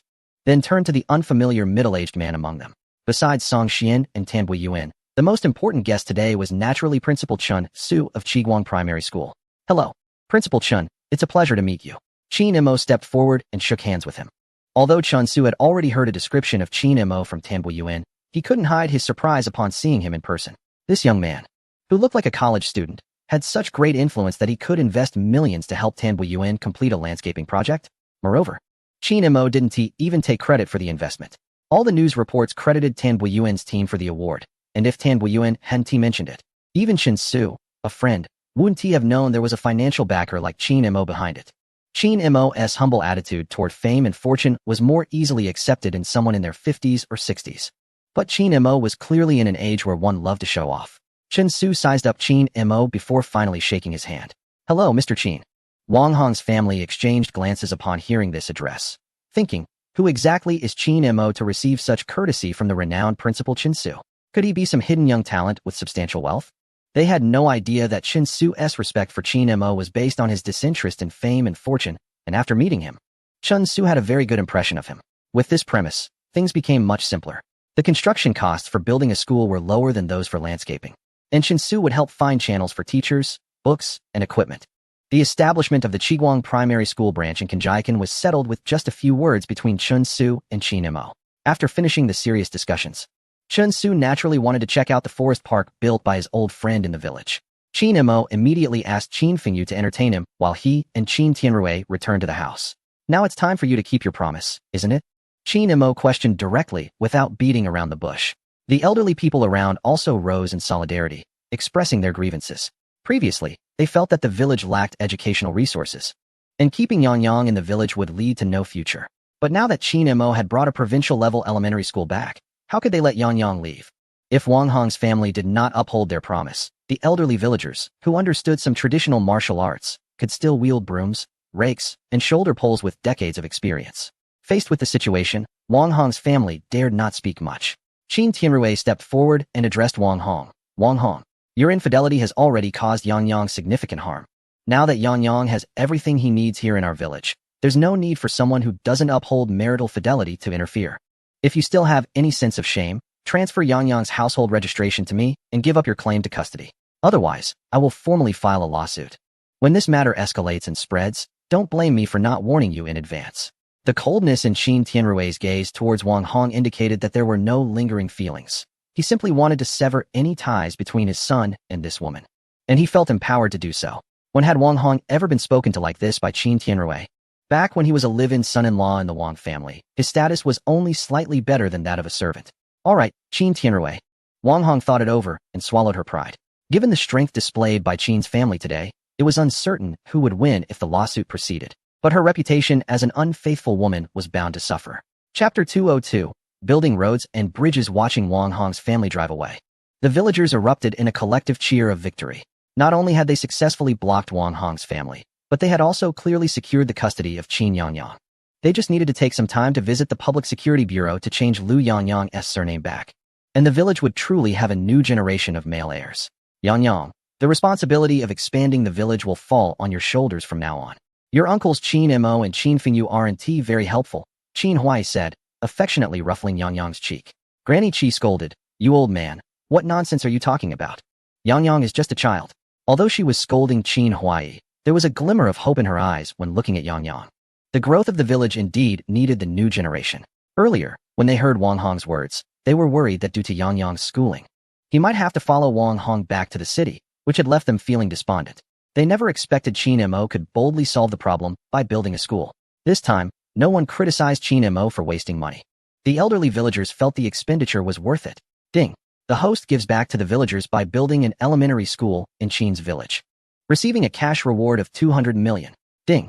The host gives back to the villagers by helping Qin Tianrui resolve his custody dispute, gaining proficiency in English in the process. The people of Qin Family Village are all smiles, and Qin Mo, hearing the delightful chime of the system, beams even brighter. While helping his second brother Qin Tianrui solve his troubles, he also reaps significant rewards. 200 million in cash is more than enough to establish an education system from kindergarten to university in Qin Family Village. Little does Qin Tianrui know that he feels a great pressure because of his situation, fearing that it may cost Qin Mo a large sum of money. As he approaches Qin Mo again, wanting to say something, Qin Mo has already guessed his brother's thoughts. All right, stop nagging me. Later, I'll have the dining hall prepare a small celebration feast, and you must help me finish all the drinks today. Qin Mo knows that if he doesn't let Qin Tianrui do something, the psychological pressure will never be released. That evening, Qin Mo doesn't hold back and gets Qin Tianrui thoroughly drunk. By midnight, Qin Tianrui is so intoxicated that he can't even get up to go to the bathroom.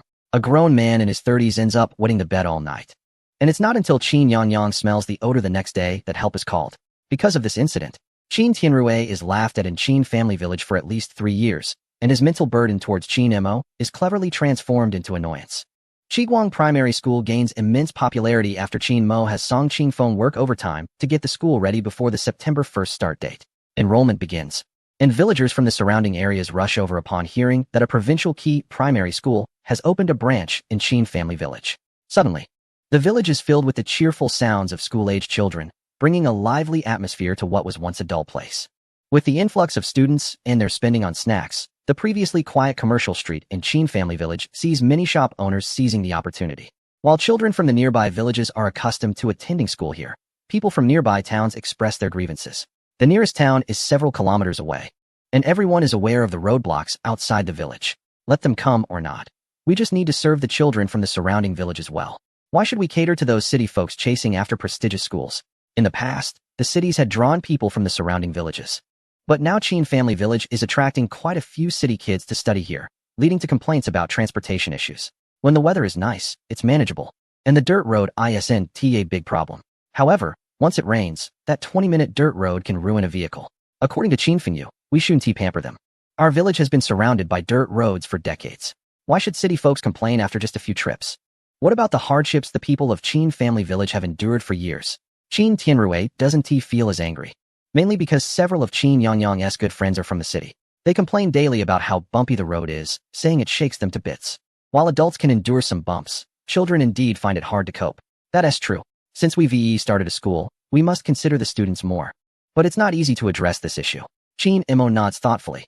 However, fixing the road is difficult, even with money. There are too many factors involved in this matter, such as the approval documents and the demolition of obstacles along the route, all of which relate to interests. Additionally, when the road leads to the city, the choice of village road also involves interests. If these matters are not handled well, what should be a way to enrich the surrounding villages could end up offending certain villagers, making it a thankless task. Qin Mo made a note of this and took a trip to the county seat the next day. The local education department had invited him for a meal, as the establishment of a branch of Chiguang Middle School in Qin Village was a point of pride for the department leaders. Reporting such achievements could certainly enhance their reputation. One can see how many listed educational institutions in second- and third-tier cities want to collaborate with Principal Chen Su from Chiguang Center to establish branches. Yet he is unwilling to do so. Now that he is willing to open a branch in Qin Village, it indicates that there is something unique about the village under their governance. The meal inevitably involved some mutual flattery for business purposes, which Qin Mo was not particularly fond of. It was something he could take or leave. However, with the road construction on his mind, he felt it necessary to attend. After the meal filled with mutual compliments, Qin Mo indeed got to know several leaders from the county. One middle-aged leader happened to mention the maintenance of the national highway, which instantly caught Qin Mo's attention. "Leader, if I understood correctly, does that mean our county will be responsible for funding the repairs of this section of the national highway?" "Yes, given our situation, Mr. Qin, you know well that we lack funds for maintenance, not to mention the commercial aspect. Even industrial support is minimal. We really have no money for road repairs. But we cannot neglect this road either. The task has been assigned, and our township relies on this national highway to reach the city." As the leader spoke, his gaze toward Qin Mo was filled with anticipation. They had undoubtedly noticed the changes in Qin Village over the past year, attributing them to Qin Mo's influence. This young man from Qin Village had somehow gained wealth and established numerous enterprises, leading to significant financial resources. If Qin Mo were willing to fund the road repairs for his hometown, their pressure would be greatly alleviated. Being someone who had experience in the city, Qin Mo quickly realized that this was a hidden agenda. They were more interested in his financial support than in the school itself. Chapter 203. The Art of Conversation. Qin Mo was not afraid of the underlying motives. He was genuinely concerned about the road and bridge construction, as it was challenging for an individual to intervene. If the road passed through Wang Village, then Li Village would resent Qin Mo. If it went through Li Village, Wang Village would be upset again. Demolishing houses in the neighboring Chen Village would incite their anger, and tearing down the ancestral hall of Wu Village would be even more outrageous. Handling such matters would only lead Qin Mo to take detours, avoiding these conflicting points. The expenditures would quickly become overwhelming, and efficiency would plummet. However, if the leaders officially intervened, the situation would be different. Qin Mo contemplated these issues, but did not rush to respond. Official intervention could resolve the road construction conflicts.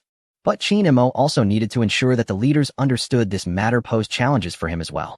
Otherwise, if he appeared too relaxed this time, the county might seek his assistance again in the future, and he would struggle to decline. After considering all possible pitfalls, Qin Mo finally spoke slowly, appearing troubled. "Sai leaders, this business idea is hard to realize. I can offer at most 8 million, but that's just a drop in the bucket, isn't it?" Upon hearing that Qin Mo was willing to contribute 8 million, the leader's eyes lit up momentarily, only to dim again. Indeed, 8 million is not a small sum. But for road construction, it's merely a drop in the bucket. However, Qin Mo shifted his tone and continued. "I happen to know a foreign friend who previously expressed interest in opening a food processing factory in our Qin family village." "Foreign? Planning to open a factory? That's great news." The people at the table immediately set aside the road construction issue upon hearing Qin Mo's words. Attracting investment has always been the top priority for the county. In this day and age, without an economy and income, everything else is meaningless. "I certainly know it's good news, but the other party is concerned about the poor road conditions in our Qin family village. So, I was wondering if the county could also pave the dirt roads near our village with asphalt and concrete while repairing nearby roads." Upon hearing this, the leader's gazes toward Qin Mo changed. Wow, this young man is indeed capable of making money at a young age. They had initially thought about how to get Qin Mo to contribute some funds. Now, he was thinking of directing them instead. The 8 million Qin Mo had just promised wouldn't even be enough to repair the dirt road at the entrance of Qin family village. However, the allure of a foreign investor opening a factory was too great. One middle-aged man pondered for a moment and asked, "Qin Mo, how large of a factory is this foreign investor planning to establish in your village?" The probing nature of this question was quite clear, and Qin Mo had anticipated it. He smiled and replied, "It's expected to be around 300 million, with an initial investment of no less than 100 million. And they plan to recruit at least 300 workers in the vicinity of Qin family village." The leaders at the table gasped in shock. They had seen investment amounts of 100 million, but providing at least 300 job positions was even more valuable than that. In a small county like this, the most lacking resource is employment. Young people without burdens can go to the city for work, but many near the county and town still have families to care for and can't leave. They need jobs to support their lives, and every year, the township government struggles to address this employment issue. If Qin Mo's foreign friend could help solve this significant problem, they would have the courage to ask for funds to repair a road. At least 800 job positions must be filled by hiring from the town.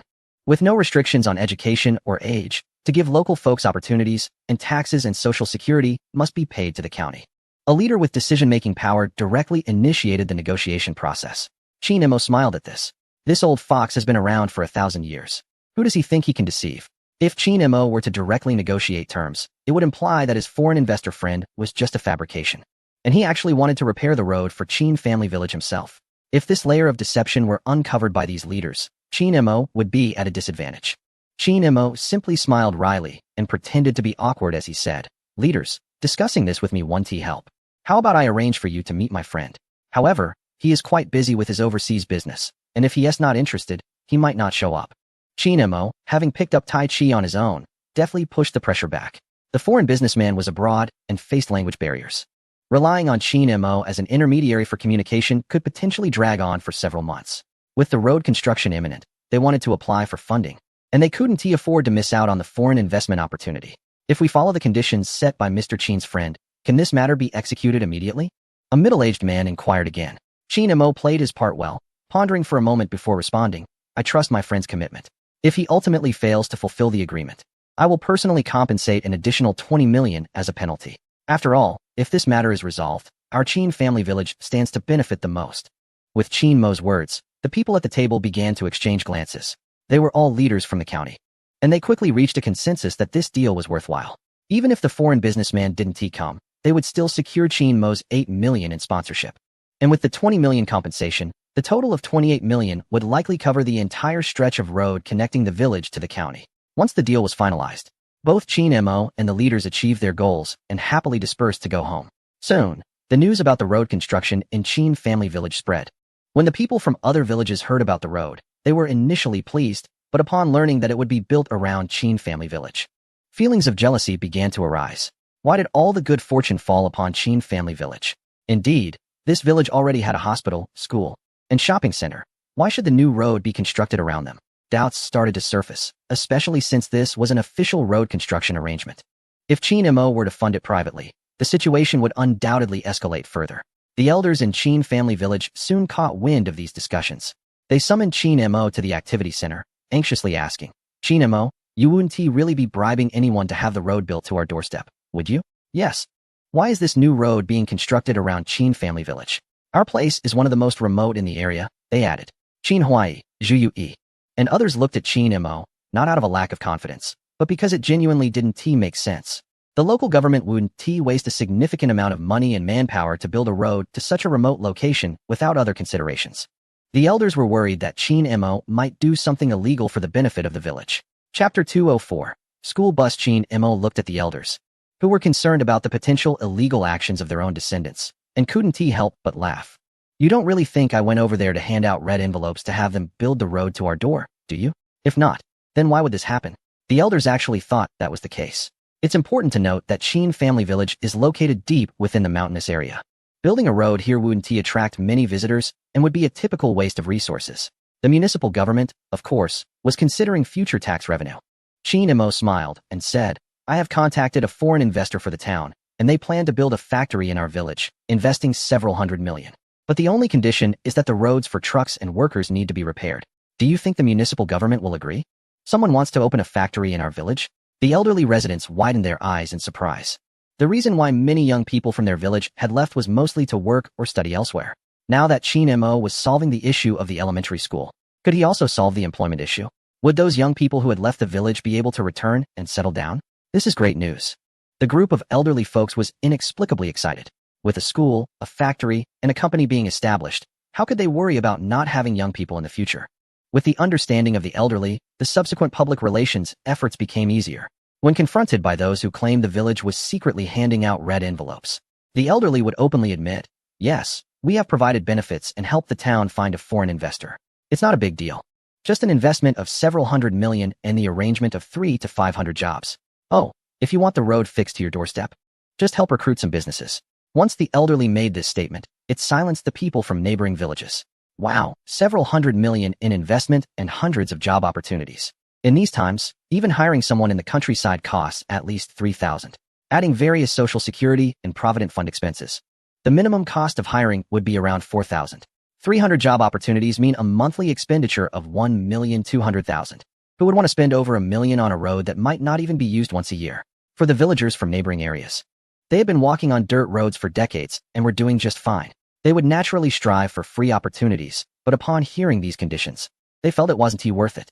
Wait, if a foreign investor wants to invest, how is that not better than our village? Even buying a piece of land in the county wouldn't cost this much. Haha, that's the talent of our little Mo. When the elderly mentioned Chin Mo, the people from other villages fell silent. Damn, this incredible kid has built a hospital, established a school, and opened a company in our village. The automated agricultural vehicle fleet has already traveled across the neighboring villages, showcasing the power of technology to nearby rural areas. If you don't believe it, then let your village produce a Chin Mo. The words of the elderly were piercing, and now the people from the neighboring villages were envious of Chin Mo. The village beauties were already getting restless. If they could form a connection with Chin Mo's village, even if they couldn't transform their own village into something like Chin Mo's, a mere tenth of that improvement would benefit their entire village. Originally, they planned to bring their eligible daughters over for matchmaking with Chin Mo during the new year, as most young women now also worked in the city and would return home during the spring festival. But now it seemed that Chin Mo's influence was even greater than they had imagined. It's impressive enough to be self-reliant, but being able to attract foreign investment to the hometown, with hundreds of millions in funding, is remarkable. Whether it's for building factories or other projects, the money will be spent in the village. There's no room for jealousy here. The controversies surrounding the road construction plan ended with the rising reputation of Chin Mo. People in the area envied and resented Chin Family Village because they believed their own villages were equal to it. But when it came to someone like Chin Mo, they felt helpless and could only blame their own youth for not being as capable. Having resolved the public opinion issue, Chin Mo was quite pleased. The so-called foreign investors were actually himself. He held shares in the Alta Medical Group given by the system, and selling a portion could easily convert into enough foreign currency, which he could then invest back in a Chin Family Village. However, the processes involved overseas could be a bit complicated, and with Chin Mo's laid-back personality, he wouldn't handle it personally. He simply made a call to Song Xian. Song Xian, now a senior client manager at the bank, was gradually becoming Chin Mo's assistant. Chin Mo even considered whether to recruit her directly as the secretary for Chin Family Village Company. A capable and attractive secretary would certainly please him from both a personal and professional standpoint. The road construction plan was quickly completed and publicly announced for 7 days. Surprisingly, Song Qingfeng found time to bid on the roadwork and secured the contract. With a familiar face handling it, Chin Mo felt even more at ease. After resolving the dirt road issue, the students at Chin Family Village Primary School found it much easier to attend classes. Chin Mo decided to hire 2 drivers for the school, providing a minibus that followed a fixed route to pick up students from nearby villages. As for the city kids, they didn't need a school bus, as most had private cars to take them to school. Chin Mo didn't keep this anonymous. He received unanimous praise from parents in the nearby villages. Although these outer villages weren't too far from Chin Family Village, it still took 10 minutes to half an hour for the students to get to school each day. The few school buses funded by Chin Mo significantly freed up their time. Many parents praised Chin Mo while picking up their children at night, and the elderly in Chin Family Village were even encouraged to accept compliments from acquaintances. Your Chin Mo is truly remarkable. Not only are the school buses free, but he even set up a stop right at our village entrance. Yes, it saves us a lot of trouble every morning. It used to take us over an hour back and forth. The situations in the nearby villages were similar to that of Chin Family Village. With most young people working in the city, leaving the elderly and children at home, taking care of children was already tiring, and having to travel far to drop them off at school only added to their exhaustion. This initiative by Chin Mo significantly increased the goodwill of the elderly towards him. Chin Mo is truly rare. I've already told my cousin's daughter to come back for the Mid-Autumn Festival, and we should have her meet your Chin Mo. Chapter 205. Infrastructure. Upon hearing that someone wanted to introduce a potential wife for Chin Mo, Granny Chin naturally felt delighted. A group of elderly people gathered around for them. The marriage of Chin Mo had become the top priority in Chin Family Village. People from neighboring villages were also very interested in this matter. If any girl could marry Chin Mo, it would be a matter of great pride for her family. More and more individuals began to take out their phones, showing photos of eligible girls from their relatives and friends to the elders, including 3rd uncle and 7th grandma. Qin Huai, Qin Wenhao, Zhu Yue, and others took turns to look at the pictures. Hey, this girl from Wang Village is quite nice, someone remarked. Of course, she graduated from a university in the provincial capital and stayed there for an administrative job. If she gets along well with Chin Mo, she could definitely help out at your company in Chin Family Village, another added. Wow, this girl from Li Family Village is so beautiful. Why didn't you introduce her to our Chin Mo before? Zhu Yue exclaimed, looking at a photo sent by someone nearby. Cough cough. The old uncle felt a bit awkward and said, well, she wasn't suitable before, my niece's high standards. He hesitated. And the elders from Qin family village understood his implication. Previously, they had seen Qin Mo as relatively unknown, and naturally, they were reluctant to introduce their excellent girl to him. But now it was different. Qin Mo had become quite popular in the surrounding villages, and families were eager to present their best daughters. The elders of Qin family village weren't upset. This behavior was quite reasonable, and they would have done the same. The matchmaker's role was to ensure that the conditions matched. It was at this moment that they deeply realized the high regard Qin Mo had gained among the surrounding villages. He was now the coveted partner for many village beauties. Achoo! At that moment, Qin Mo was in his office figuring out how to arrange the identity of a foreign businessman when he suddenly sneezed. Who is secretly cursing me? Qin Mo rubbed his nose, and just then, a notification from the system chimed in. Ding! The host has contributed to the reputation and collective honor of Qin family village, and has received a small island. What is this? A small island? Qin Mo was taken aback. Could it be that the system had created an island out of nowhere on Earth? He quickly checked the system's reward and found out that this wasn't a fabricated island. It was an uninhabited island in the Pacific Ocean, belonging to a small country in Southeast Asia. To grant the ownership of this island to Qin Mo, the system had also thoughtfully set up a new company controlled by Qin Mo, with the island registered under this company. Oh, how considerate. Qin Mo had been troubled about how to establish a foreign business identity, but now having this overseas company made things much simpler. He could act as a guarantor domestically, allowing Song Xian to facilitate a foreign exchange loan for this overseas company, and then the foreign exchange could be reinvested back into Qin family village to build a factory. With this idea in mind, Qin Mo was just about to call Song Xian when an employee knocked on his office door. President Qin. A female employee poked her head in and said, Fourth Master Qin Wenjuan is on the phone. He said there's something urgent. What is it? Qin Mo jumped up in surprise. The elderly villagers are all in their 60s and 70s, and it's usually not a good sign when something happens. A female employee quickly waved her hand and said, it's not that something happened to Grandpa C. He just arrived at the laundry room. And it seems there's an issue over there. Hu Qinma let out a sigh of relief and said, I'll go take a look. After a false alarm, Qinma came down from upstairs and rode his electric scooter towards the laundry room. Upon arriving, Qinma indeed saw the frustrated Grandpa C, Qin Wenjuan. Grandpa C, what's going on? Qinma approached and asked. Seeing Qinma, Qin Wenjuan came forward, saying, you're just in time. Wang Sa ruined my big cotton coat. The laundry service in Qin family village was managed by Wang Sa from the neighboring Wang village, and she stood in the laundry room, looking embarrassed as she listened to Qin Wenjuan's accusations. Boss Qin, I don't know what happened either. The water has been unstable lately. I was just playing with my phone while the washing machine was running, and unexpectedly, the water stopped, and the machine damaged Grandpa's clothes. You didn't even check when the water stopped. That cotton coat has been with me for over 30 years. Qin Wenjuan was furious. He had planned to wash his old coat to wear it this winter, and if he had known, he would have washed it by hand himself. Qinma found it amusing and said, Grandpa, that coat is from 30 years ago. Let me buy you a new one. The quality of clothes nowadays can't compare to the old ones. Qin Wenjuan exclaimed, his eyes wide. Besides, I don't lack clothes. I just cherish this thick cotton coat. I'll buy you an identical one. Qinma reassured him, then turned to Wang Sa, asking, I specifically adjusted the water supply for the laundry room. How could it suddenly stop? When Qinma installed simple water pumps for each household, he had strengthened the water supply for the laundry room, using pumps with double the power and providing a dedicated water storage tank. How could there be a water stoppage? I don't know. I don't understand the water supply equipment. And I haven't been paying attention, Wang Sa said awkwardly, knowing that the laundry room was her responsibility. Damaging clothes was definitely her fault, especially since she had been slacking off on her phone. Qinma didn't dwell on these details. Wang Sa had been working here for almost a year and had generally been diligent. Who doesn't check their phone during work? The water stoppage was indeed an unexpected incident.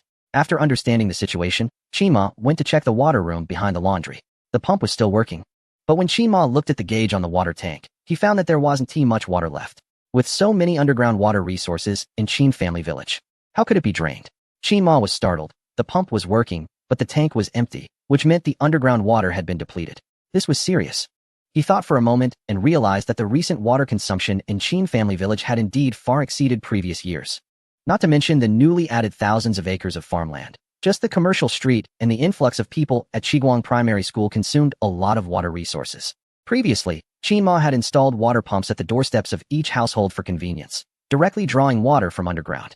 Clearly, the shallow underground water could no longer support the current consumption of Qin family village. Before starting the factory, they needed to set up a water supply plant. They might even need to establish a power plant. Qin Imo smiled. He initially thought that Qin Family Village was almost done, but it seemed that the basic infrastructure was still lacking. Chapter 206. License for Water Resource Extraction. Qin Imo thought that Qin Family Village was nearly complete by now, and he had been unsure how to deal with the recent rewards from the system. It turned out that the infrastructure was still far from sufficient, which was a wake-up call. After realizing this, Qin Imo felt relieved and even amused, while Qin Wenjuan and Wang Sa beside him looked puzzled. Qin Imo, what is wrong with you?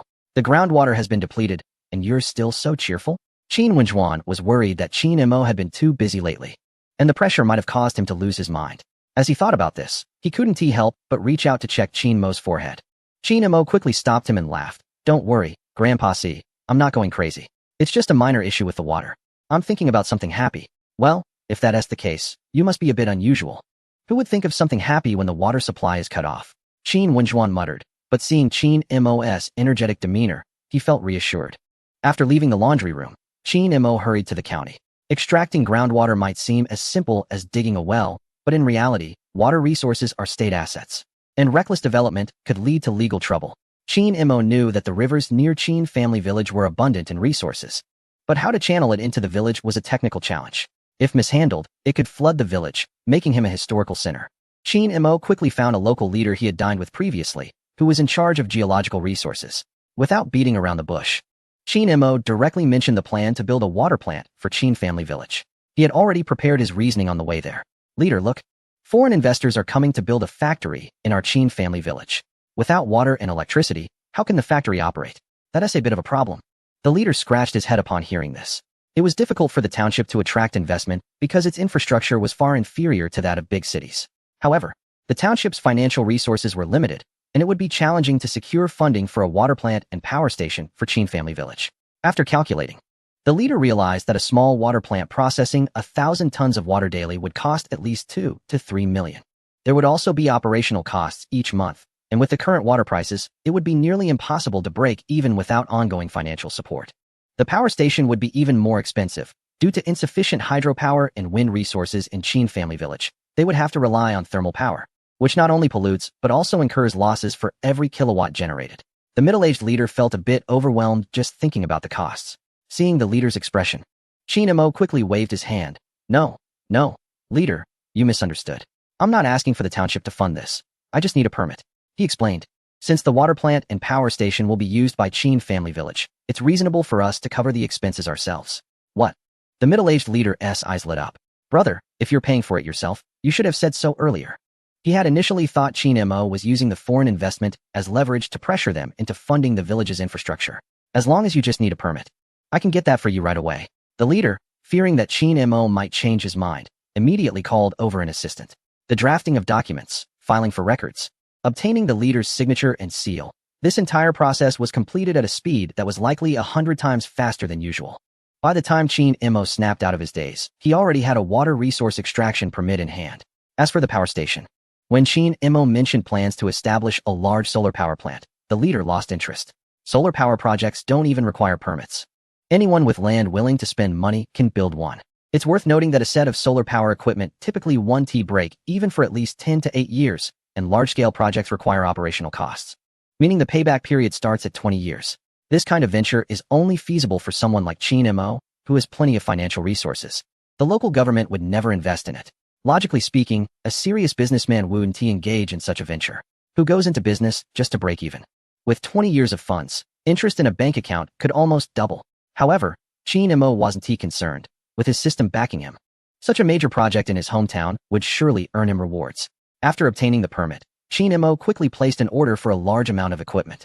The steps to build a water treatment plant are now well established. Find a water source, use pumps to draw water into a storage tank, treat and disinfect the water, and finally, send it to end users through a pressurized pipeline system. Qin Imo soon found a supplier for the relevant equipment online and began direct communication with them.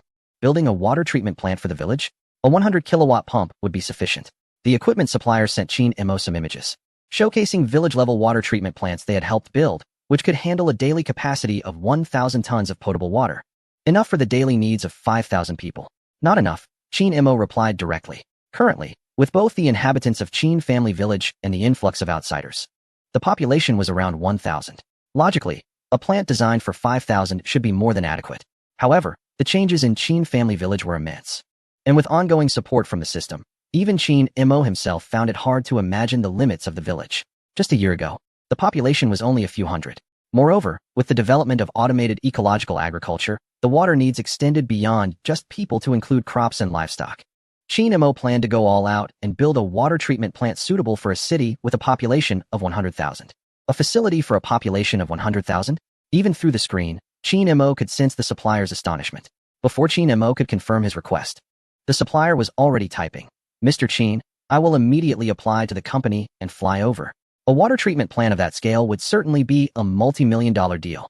Securing this order would ensure not just this quarter's sales, but the sales champion for the next 5 years would undoubtedly be his. The next morning, Qin Mo received the team for the water treatment equipment at the entrance of Qin Family Village. The sales personnel had applied for a business trip, and after explaining the situation, the entire sales department of the company was astonished. They specialize in water supply equipment, with their main clients being municipal state-owned enterprises. So it's quite rare for them to receive large orders out of the blue. "Mr. Qin," a man in his 30s stepped forward and shook Qin Mo's hand, saying, "I'm the one you've been chatting with online. I specifically brought the company's technical team here today. As long as you place an order, we will stay here to assist in guiding the entire construction of the water plant." While he was introducing himself, an older man approached alongside him, followed by several people carrying laptops and inspection equipment, clearly a professional team. Chapter 207. The water selling business with professional technicians assisting. The subsequent tasks became straightforward. For the water source, Qin Mo ultimately opted for a plan that combined spring water and groundwater. The large-scale equipment, costing over 100 million, was transported to Qin Family Village within 2 weeks. Song Qingfeng took charge of the main construction of the water plant again. He now had 13 construction teams under his command, and even if relocated to Donyang City, they would rank among the top 10 construction groups. This was all largely due to Qin Mo, so Song Qingfeng was diligent, prioritizing everything according to Qin Mo's arrangements. The main project of the water plant was not complicated. The largest structure was the giant water storage tank. With the help of special quick-drying cement, Song Qingfeng completed it in just 3 weeks. As dozens of powerful water pumps began operation, the clear spring water and groundwater were channeled into the storage tank. After professional disinfection and filtration, the water was pressurized and delivered into the pipeline network. This network could supply water to every corner of Qin Family Village, allowing every household to have running water when they turn on the tap. Qin Mo also considered the newly developed thousands of acres of farmland. He spent several million extra on an automated irrigation system. In the future, these farmlands would not require manual watering. The automated equipment connected to the water supply would automatically start a 360-degree spray whenever it detected insufficient moisture in the soil. Is this how you can grow crops? The elderly residents of Qin Family Village were astonished. With various automated devices, managing over 1,000 acres of land became much easier than when they only managed 100 acres before. People from neighboring villages looked on enviously. Several individuals tried to get close to the elders of Qin Family Village, asking, "Could you please extend a pipeline to our village?" Nonsense. How much money did that kid spend to get the pipeline set up? You think it's free to extend a line to your village? Qin Huai immediately refused upon hearing this. The nearby Granny Qi and others nodded in agreement, adding, "That kid set up this water plant for the foreign businessmen. It's meant for them." This was the outward statement from Qin Mo. Everyone was unaware that he himself was the foreign investor planning to invest in Qin Family Village. Others from the neighboring villages sighed upon hearing this. Indeed, Qin Mo established the water plant for others, and it was fine for Qin Family Village to use it. But how could they also benefit? Just at that moment, Qin Mo passed by the activity center and overheard the conversation between the elderly people and those from the neighboring village. He stepped forward and said, sisterly, "It's not impossible." Upon hearing this, Qin Huai thought Qin Mo was about to make a rash decision. Qin Guofu quickly approached and whispered to Qin Mo, "Xiao Mo, you can't open this door. If you provide them with a water pipeline, they will ask for more next time. This is not a sustainable solution. The resources in Qin Family Village are far richer than those in the nearby villages. If you give them anything they ask for, it will be a waste." Qin Mo naturally understood this principle. Giving too much can lead to resentment when you stop. If you get used to giving and then don't, people won't remember your kindness, but will think you are stingy. So, Qin Mo changed his tone and said, "I can lay the pipeline for you for free, but you will have to pay for the water." This model is similar to the charging system of water companies in large cities. In cities, every building has water pipes, which are free to install, but every ton of water used incurs a charge. In the mountainous area of Qin Family Village, due to a low population, no water company was willing to lay pipes there, so Qin Mo could take on this task. Pay for water? The people from the neighboring village gathered around, intrigued. In the past, they had drawn water from their own wells, which was free, but it was inconvenient. It was fine at home, but carrying it to the dry fields was a challenge. The water resources in this area were abundant but unevenly distributed, with many suitable farming areas lacking water, often requiring labor or transportation to deliver it. Nowadays, an adult's daily wage was several hundred, and when you calculated the costs of fuel and wear on a vehicle, it was much more expensive than the water fees. This sounds good. Some immediately nodded in agreement to pay. Others thought it over and quickly expressed their willingness to join in, eager not to fall behind, as Chin Mo planned to extend the pipeline to their village. In reality, Chin Mo couldn't lay the pipeline to every household like in Chin Family Village. He would at most create a few major water outlets, and laying smaller pipes would require charging. After all, he had spent over $1 million on the pipeline in Chin Family Village. Xiao Mo, will you be able to recoup your costs? The elderly people from Chin Family Village listened in and approached once Chin Mo finished discussing the details with the villagers. That depends on which costs you want to recover, Grandma Chi. It's not that simple to recover the investment in the water plant. But if it's just the cost of laying a few large pipes for them, that can be recouped in a month. A month? The elderly people widened their eyes, mostly in disbelief. The distance from Chin Family Village to the neighboring villages was at least a few kilometers, and although they didn't understand the details of pipeline installation, they knew that a few kilometers of piping must be worth quite a bit. Piping isn't that expensive, especially since our Chin Family Village is the most remote and elevated. Delivering water to other villages wouldn't require much compression. It can flow down naturally. Actually, Chin Mo had already thought about this when designing the water plant. He specifically designed a large-scale water facility capable of serving up to 100,000 people, with the intention of supplying water externally. Otherwise, it would take decades for the population of Chin Family Village to reach that level. Grandmother 7 and Grandfather 3, you should know that this water is free for us. If we don't count the one-time investment in building the water plant, our daily consumption only incurs a slight cost for electricity and disinfectants. When calculated, the cost per ton of water is about 3 cents. Do you know how much we sell 1 ton of water for? The elderly in Chin Family Village looked at Chin Mo's proud smile, completely unaware of this issue. They had always fetched water for free, so how would they know the price of tap water per ton? Now that Chin Mo had established the water plant, he hadn't charged them anything. In the city, 1 ton of water costs $2.60, and I've given the villagers a discount, charging only $2 per ton. Hearing this, the elderly widened their eyes. $2 per ton, with a cost of 3 cents? That's an astronomical profit margin, 60 to 70 times. Selling water is actually this profitable? Chapter 208, Chin Family Village Recruitment. Chin Mo laughed heartily at the astonished expressions of the elderly. Who would have thought that someone in the city could become a millionaire selling water? We should learn from him. Our Chin Family Village is merely a transporter of nature's resources. Amazing, amazing. Chin Huai and others were enlightened. They realized that money could indeed be made in this way nowadays. Chin Mo smiled. Selling water was just the first step. In urban infrastructure, water, electricity, coal, and networks are all lucrative ventures. Of course, the initial investment will require substantial funds, but for Chin Mo, this was not a problem at all. Because when the water plant began operations, Chin Mo had already received a reward from the system. Ding! The host has given back to the villagers by constructing a water plant for Chin Family Village, and has received a genuine artwork. Autumn Breeze and Silk Fan by Tang Yin. Chin Mo was shocked at that moment. He had seen this piece online. Wasn't he in a museum in a major city? Now the system claimed to reward him with the original. So what about the one in the museum? If it could be confirmed as genuine and sold at auction, it would definitely cause a stir in the collector's community, fetching at least several targets. Building a city-level water plant only costs a little over $100 million, and Chin Mo had already made several times that back. Not to mention the future revenue and personal value of the water plant. Having tasted such a sweet deal, Chin Mo eagerly returned to his office to start considering the power station project. Last time he spoke with the county leaders, he had already determined that the power generation method would be the most green, environmentally friendly, and sustainable solar energy. However, solar energy has one issue. It is unstable. Weather conditions, like rain, are beyond anyone's control. Therefore, Chin Mo needed to address the issue of power supply on cloudy and rainy days. And the simplest solution was to set up energy storage devices. Currently, these primarily consist of industrial-grade batteries, which are quite expensive. Chin Mo did not hesitate and directly contacted the relevant suppliers, placing a large order with them. The installation of solar photovoltaic panels is quite simple. They come as ready-made grid panels that just need to be assembled.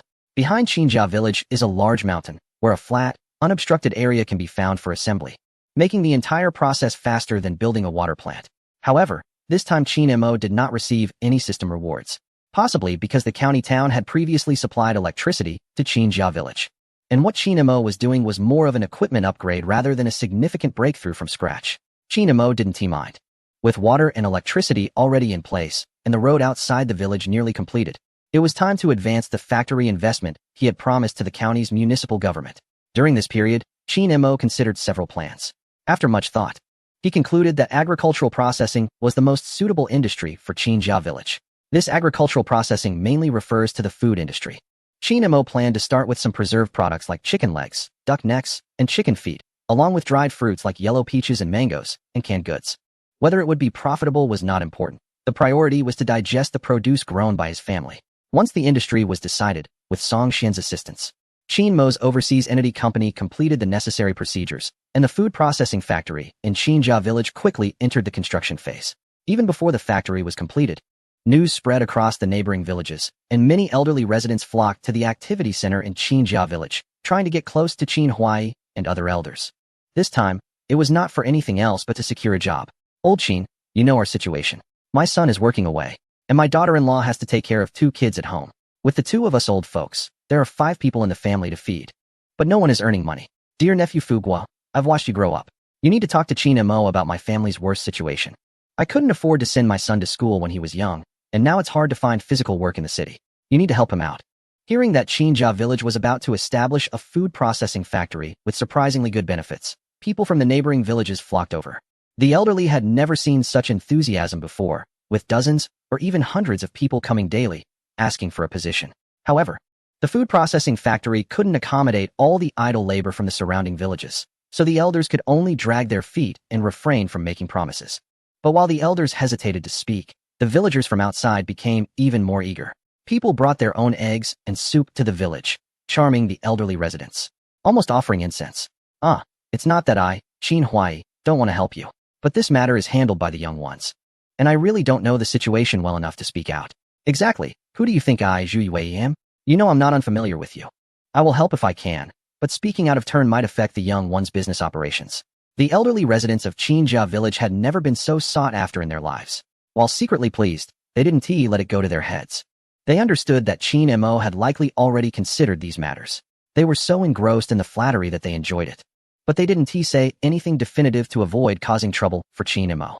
After a few days, the nearby villagers also grew tired and stopped bothering the elderly. It was at this time that Qin Mo announced the recruitment standards. The first requirement was that applicants must have their household registration in the villages within a 10-mile radius of the county town. The second was a benefit for Qin Family Village, giving priority to those with household registration from there. The third was the actual requirements for the job seekers. In fact, for light industries like food processing, as long as one is healthy and has no infectious diseases, most people would be capable of handling the work. Qin Mo also set a salary that was competitive with the county town. He didn't advertise the recruitment, but it quickly spread through various WeChat groups. Many who had moved to the city from Qin Family Village heard about it. What? Someone is investing in a factory back home? Wow. The benefits are not much worse than those in the city. Wait, what else with the pictures? When did Qin Family Village change to look like this? The WeChat group for Qin Family Village was usually quiet, only buzzing with greetings during holidays, but that night it suddenly exploded with messages. Countless notifications pinged. The internet had only been available in the village for less than 5 years, so the elderly had joined the group. After chatting for a while, they eventually brought Qin Mo into the conversation, as he was the one who returned to the village most frequently, making him the best source of information about any changes. Chapter 209. The returning wanderer seeing the discussions in the group. Qin Mo asked Qin Fengyu to take a tour around the village and send a video back to the group. When the group saw the current state of Qin Family Village, the discussions erupted again. Wow, has Qin Family Village really changed this much? Isn't this better than the small 4th-tier city I came from? There's even a free village cafeteria. I've been eating the leftover food from that greedy boss at the factory every day. I need to go back to the village and take a look. Since they are recruiting workers in the village, I might as well return and work there. In no time, many villagers from Qin Family Village living elsewhere started to consider returning home, and several were already discussing how to arrange a ride back. Observing the discussions, Qin Mo commented, Qin Family Village warmly welcomes everyone to come back and take a look. He specifically sent the video to attract people back to the village. The transformation of Qin Family Village to its current state could no longer be sustained by just him, Qin Tianrui, and Qin Fengyu. They needed more people. The elderly had already reached retirement age, and Zhang Tingting and Qin Yangyang were still young and in school, compared to hiring outsiders or college students from the city. Qin Imo naturally hoped the former villagers would return. He didn't blame his siblings who lived outside. Back in the day, Qin family village had no opportunities for making money, and staying there was not conducive to personal development. Qin Mo himself had chosen to work in the city, only returning home more often than others during holidays. If it weren't for the system, Qin Mo would have had to return to the city to work like a beast of burden after last year's New Year. However, times have changed. Qin family village is now completely different, with ample resources and opportunities for young people to develop. Naturally, Qin Mo wants to prioritize these opportunities for his brothers and sisters in the village. With the National Day approaching, the number of people returning home has increased exponentially compared to previous years. The elders of Qin family village were so excited about this news that they couldn't sleep. Is De Zhuang getting married in the city? And bringing his child back too? This is truly a double joy. Third grandpa patted his thigh, his joy evident on his face. Yes, and what about Xiaofang? Do you remember her? She got married in the city and opened a restaurant. And this time she said she would bring her new culinary skills to make us a creative farmhouse meal that even city folks praise. Second grandma gestured as she spoke, as if she could already smell the delicious food. We need to prepare well. We can't let the kids feel that the home is too quiet. Seventh grandma suggested. I think we should bring out all our hidden talents, like handmade noodles, pickled cucumbers, and our village's unique osmanthus cake. None of it can be missing. Yes. And we must also open that jar of old wine to let the kids taste the flavors of Qin family village. Seventh grandma. Have you forgotten that we now have a dining hall in our village? Qin Fengyu, watching the excited elders, chimed in cheerfully. What do you know? It's much more fun to do it ourselves during the holidays. Seventh grandma playfully tapped Qin Fengyu on the head, while Qin Imo, Qin Tianrui, and others couldn't help but chuckle. Although Qin family village now has a dining hall and an activity center serving delicious Western food, those are considered later additions. In the past, when Qin family village was bustling, families would cook for themselves during holidays. This is what we call the taste of home. Every year, Qin Imo returns for this very flavor. Thus, he didn't hinder the enthusiasm of the elders, and soon the entire Qin family village became busy. The elders began to organize themselves. Some were busy drying grains to prepare the most authentic farmhouse meal, while others were pickling and baking, turning the freshly harvested vegetables and fruits into snacks. With the atmosphere already heating up, Qin Imo decided to let the young people from the Qin family village company help out, decorating the activity center as a hall to welcome returning villagers, hanging red lanterns, and putting up festive couplets.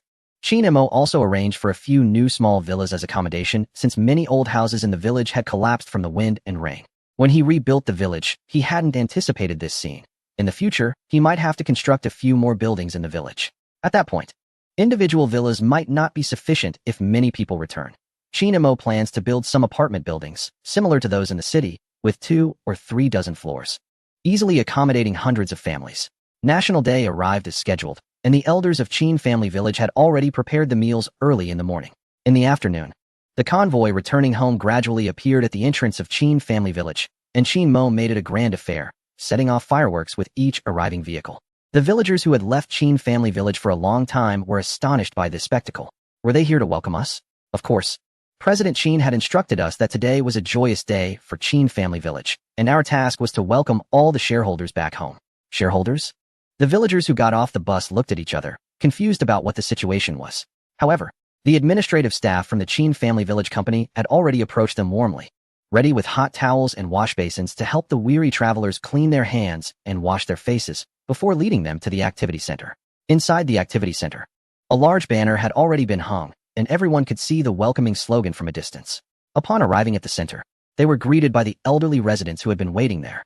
You finally made it back. How have you been living in the city?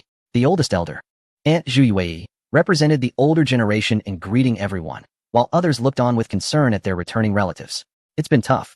Many middle-aged villagers couldn't hold back their emotions upon hearing Aunt Zhu's caring question.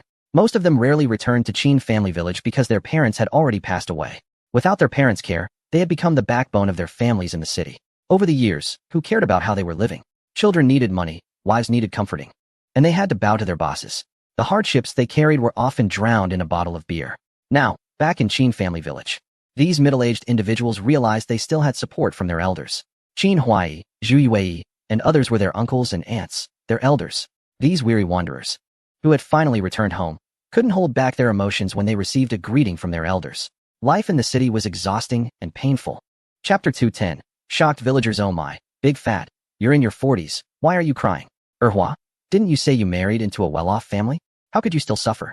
The welcome ceremony prepared by Chin Mo inexplicably turned into a gathering for the returning wanderers to vent their grievances. They rarely received care from their elders while living outside, and now they poured out their frustrations to the elderly residents of Chin Family Village.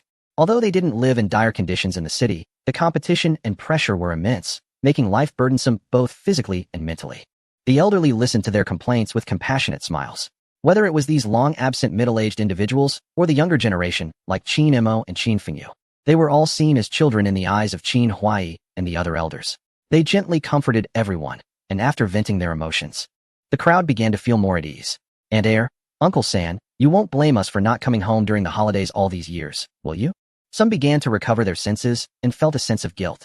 Such kind elders rarely show concern on a daily basis, but when they remember this matter, they turn around and hand a red envelope to Chin Mo. This red envelope is not for Chin Mo, but for the elderly. Over the years, they haven't returned to their hometown and know that Chin Mo has been helping the elderly, so the red envelope is handed directly to him. Little Mo, thank you for taking care of the elders in the village all these years. Yes, uncles and aunts. There are countless reasons for us to approach Chin Mo in recent years, but at this moment, they thought about it and still didn't say it out loud. If we talk about difficulties, isn't Chin Mo facing them too? Yet he still insists on coming back every year to see the elders. They believe they can't match this filial piety. No need to be polite. Chin Mo smiled and had no intention of accepting the red envelopes. However, the uncles and aunts weren't willing to give up. Chin Mo had no choice but to accept them first and then invited everyone to the dining area of the activity center. Upon entering the dining area, the returning villagers' eyes widened in surprise. Before them was an open kitchen, where chefs in white tall hats were busy cooking, while several restaurant staff were placing exquisite dishes on the tables. Western cuisine? The returning villagers blinked, momentarily unable to believe their eyes. But the fragrant aroma wafting through the air surely couldn't be deceiving. Yes, Little Mo built this activity center for us, and we have Western food every day. The elders introduced. Knowing you were coming back today, Little Mo specially arranged a lot of good things for you, including big lobsters later. The elders smiled as they spoke, and it was always a source of pride for them. Which family as children could set up a Western restaurant for their elders? People from 10 miles around were already envious. This activity center was built by Chin Mo. The returning villagers were once again taken aback upon hearing this news. As they entered the village, they noticed that the entire Chin family village was completely different. From afar, they could see many new-style houses. The previously rough roads were now smooth, and there were even signposts and streetlights along the way. Their first reaction was to think that these constructions were done by foreign businessmen who set up factories in Chin Family Village. But now, hearing the elders, it seems that some of these things were actually built by Chin Mo. Second grandma, are you sure? This activity center was built by Chin Mo? The furniture and decorations here are all top-notch. But these were all bought at a low price from friends of Little Mo and look great. Though he said they are all second-hand goods, the elders still remembered Chin Mo's initial explanation and were explaining it to others. However, those who had lived in the city for several years were not as easily convinced as the elders. They looked at the expensive sofas and furniture with skeptical eyes, touched them, and checked the brand labels. Several items were from luxury brands that would make anyone gasp at their prices, including a top-grade genuine leather sofa in the lobby that sold for hundreds of thousands in the city. In Chin Family Village, there is a middle-aged man who goes to the city to sell sofa leather, and it just happens to be from this big brand. At this moment, everyone looked at him and asked, Jian Peng, is this your company's product? Jian Peng swallowed hard. How could he not recognize the company's brand? The set in front of him was not meant for regular household use, but was at the level of a conference hall, costing hundreds of thousands, if not millions. Has Chin Mo struck it rich? Jian Peng instinctively changed his way of addressing him. Just a moment ago, he was calling him Xiao Mo. And now he suddenly realized that with Chin Mo's financial power, he would probably have to respectfully call him Boss Chin when seeing him at the store in the city. Xiao Mo's ability to make money is indeed impressive. Not only is Xiao Mo good at making money for himself, but he is also bringing profits to the village. You must have seen the snack street at the village entrance, right? That was also built by Chin Mo. Everyone was surprised again, and the elderly nodded, saying, the land comes from our Chin family village, and the construction funds were provided by Xiao Mo. Now we can collect tens of thousands in rent every month, which means hundreds for each person. The elderly spoke of this with joyful smiles on their faces. The municipal subsidy for the year is only a little over 1,000. But now Chin Family Village's rental income has already far exceeded the subsidy, and by next year, they might even be able to remove the label of a poverty-stricken village.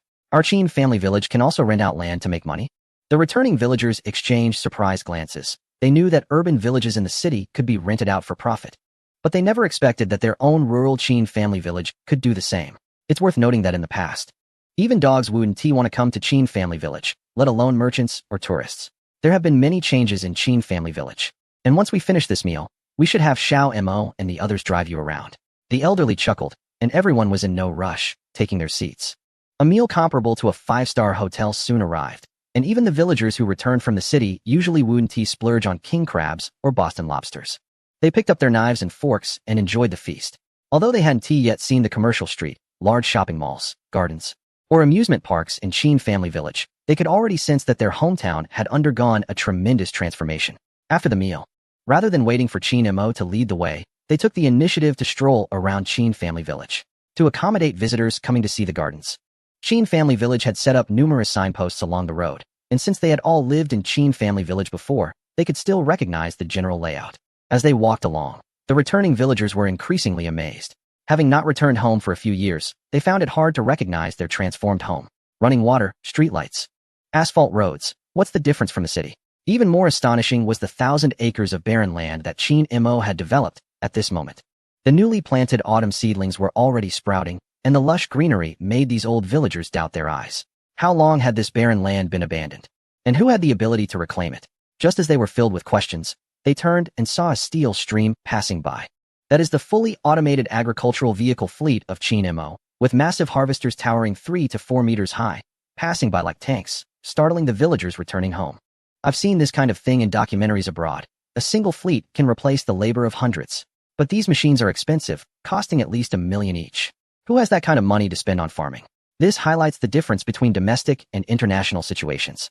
In developed agricultural regions abroad, farm owners tend to be wealthy, naturally able to afford such equipment for large-scale cultivation. Now, with Qin Mo emerging as a significant investor, Qinjia Village has access to this kind of capital.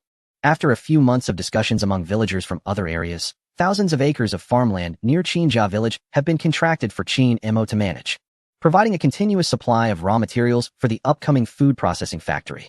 As these individuals completed their rounds in the village, some began to realize the opportunities that had come to Qinjia Village. Initially thought to be just a foreign investor setting up a food processing factory, it now seems that Qinjia Village is on the brink of a substantial transformation. If it were just one factory, those who had spent years in the city might not find suitable positions, as wages in the city are certainly higher than those of a regular factory worker. However, it appears the changes in Qinjia Village are not that simple. Besides providing ordinary young people with job opportunities, the seasoned villagers with various skills also have room for development. For example, they could open shops on the commercial street, start e-commerce companies to help sell the factory's future products, or handle storage and transportation after the products leave the factory. With these upstream and downstream industries, Qinjia Village stands to benefit immensely in the future. I need to go home and tell my wife to close that shabby shop in the city and come back to open a store in the village. I work in an e-commerce company in the city and am familiar with the processes. Can I return to start my own e-commerce business to help sell the agricultural products and processed foods from Qinjia Village? Working as a delivery person in the city barely nets me $5,000 a month after expenses, which is less than working in a factory, especially since there's a free cafeteria in Qinjia Village. Everyone's eyes lit up with excitement. Qinjia Village is at a pivotal moment, ready for growth and development, where anyone can find their place. However, when it comes to housing in the village, several people expressed their frustration. They had learned from the elderly that Qin Mo had funded renovations and rebuilding of houses, and they had just seen the charming small villas, which rival those in the city. If only they had been in the village at that time, Qin Mo would likely have helped them rebuild their houses as well. Now that opportunity has passed, they can only find their own solutions. Forget it. Let us just do some basic renovations for now, and once we earn some money, we can rebuild those small villas. After all, they used to live in those shabby houses. They can hold on for another year or two, and once they make money, everything will be possible. During the National Day holiday, these individuals began to tidy up their houses. The matter quickly came to the attention of the elderly residents. As seniors, they felt that living in such nice houses was undeserved, and if the young people were willing to return to the village, they were also willing to give up their homes. A few of us old folks could squeeze together, and that would at least free up a dozen or so small houses. Indeed, with the 2.5-story small house arranged for me, I felt uneasy living alone at night. That's right, let's tidy up and make some room for those returning to the village. The elderly were quite happy these days.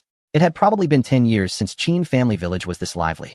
Now, with the National Day holiday coming to an end, those returning home were preparing to head back to the city, possibly bringing supplies and family the next time, and they might not leave again. The prosperity of Qin Family Village was just around the corner. At such times, the elderly didn't need prompting to make small sacrifices. They took the initiative to do so. The returning villagers were shocked to hear the elderly's words and quickly refused. How can that be, uncles and aunts? Those new houses were built for you by Xiao Mo with good intentions. How could we take them? We wouldn't have the face to meet the young people like Qin Mo. Most of these villagers were older than Qin Mo and had previously been more capable of making money, yet they couldn't care less about the elderly in the countryside. Now that Qin Mo had improved the environment and helped enhance the lives of the elderly, they felt no right to take their houses. Even if they were benefiting from the development of Qin Family Village, they wouldn't need outsiders to criticize them. Their own conscience would not allow it, making them uncomfortable. But those mud houses, the elderly had lived in them for decades and didn't think it was a problem before. Now, living in small houses with running water and appliances, they realized how tough life had been in the old mud houses. They used to cook with firewood, which was said to taste good. But chopping wood and dealing with smoke was quite troublesome. They thought about how their children had lived in the city for so long. Returning to those mud houses would be a stark contrast, probably even greater than what the elders experienced. The elderly feared nothing, only that everyone would find it hard to adjust and leave, as they couldn't let the hard-won crowd dissipate over such trivial matters. Don't be shy. We've lived in mud houses for so many years, it's been most of our lives. You young people are used to living in nice houses in the city, so it must be hard for you to adapt. The elderly said again, and the returning villagers were a bit overwhelmed. Some hurried to find Qin Mo at the office building in Qin Family Village. When Qin Mo heard about this, he was both amused and exasperated, quickly following them to the activity center. Upon seeing Qin Mo arrive, the elderly surrounded him and said, Xiao Mo, you're just in time. Help us judge whether we are right or wrong. What you elders are saying is obviously unreasonable, Qin Mo replied directly. Qin Huai and the others widened their eyes in surprise, thinking, this kid is asking for trouble, isn't he? Chapter 212. Product launch. Seeing the look on Qin Huai's face as if he was about to reprimand him, Qin Mo quickly called for a stop. Wait a minute. Third uncle, let me finish what I have to say. Qin Mo raised his hand to stop Qin Huai and turned to the others, saying, actually, I've already thought about the housing issue. I have a win-win solution. Third uncle and third aunt, you don't need to move everything out, and Uncle Pang and Aunt Hua, you don't have to live in that rundown earthen house. What solution do you have? The elderly folks leaned in with curiosity. There were only a few newly built Western-style houses in Qin Family Village. Previously, there were some vacant ones, but they had all been assigned to the employees of the Qin Family Village Company as staff dormitories. Isn't this simple? Qin Mo continued. I'll have the employees of Qin Family Village temporarily move out of a few buildings to make room for you. You can move in first. Additionally, I've already asked Song Qingfeng to start preparing for the construction of commercial buildings, working overtime to ensure they can be ready for occupancy after the new year. Commercial buildings? Everyone was taken aback upon hearing this. In rural areas, small Western-style houses typically only have 2.5 stories, so the foundations don't need to be very deep, and the construction difficulty is relatively low. However, commercial buildings are different. In the city, a commercial building usually has at least 20 or 30 stories, which significantly increases both the construction difficulty and costs. Well, since this is rural land, constructing commercial buildings will require changing the land use classification. I'll need to make another trip to the county seat for that, Qin Mo added. As for uncle and aunt, I will directly demolish your earthen houses as part of the compensation for relocation. Once the commercial buildings are completed, you can choose your preferred floors, and you'll be compensated based on the original area of your houses. Looking at Qin Mo's serious demeanor, the crowd blinked in disbelief. Can our Qin Family Village really build commercial buildings? It's not just about building one building. I will also set up a community with property management for everyone. If the employees of Qin Family Village want to settle here, they can also buy our commercial housing. It can be anticipated that with the large-scale ecological agriculture and food processing business that Qin Mo is implementing, the population in Qin Family Village will surely increase. As more people come, there will naturally be a demand for housing. Building a commercial housing community will create another avenue for profit for Qin Family Village. Employees working in Qin Family Village will earn money and spend it on housing within the village, achieving a perfect closed-loop system. This truly benefits Qin Family Village without any outflow of resources. Compensated based on area? My rundown earthen house is around 200 to 300 square meters. The villagers' eyes began to sparkle. They had heard of villages in the city being demolished, with the entire village becoming wealthy overnight, and now it was happening to them?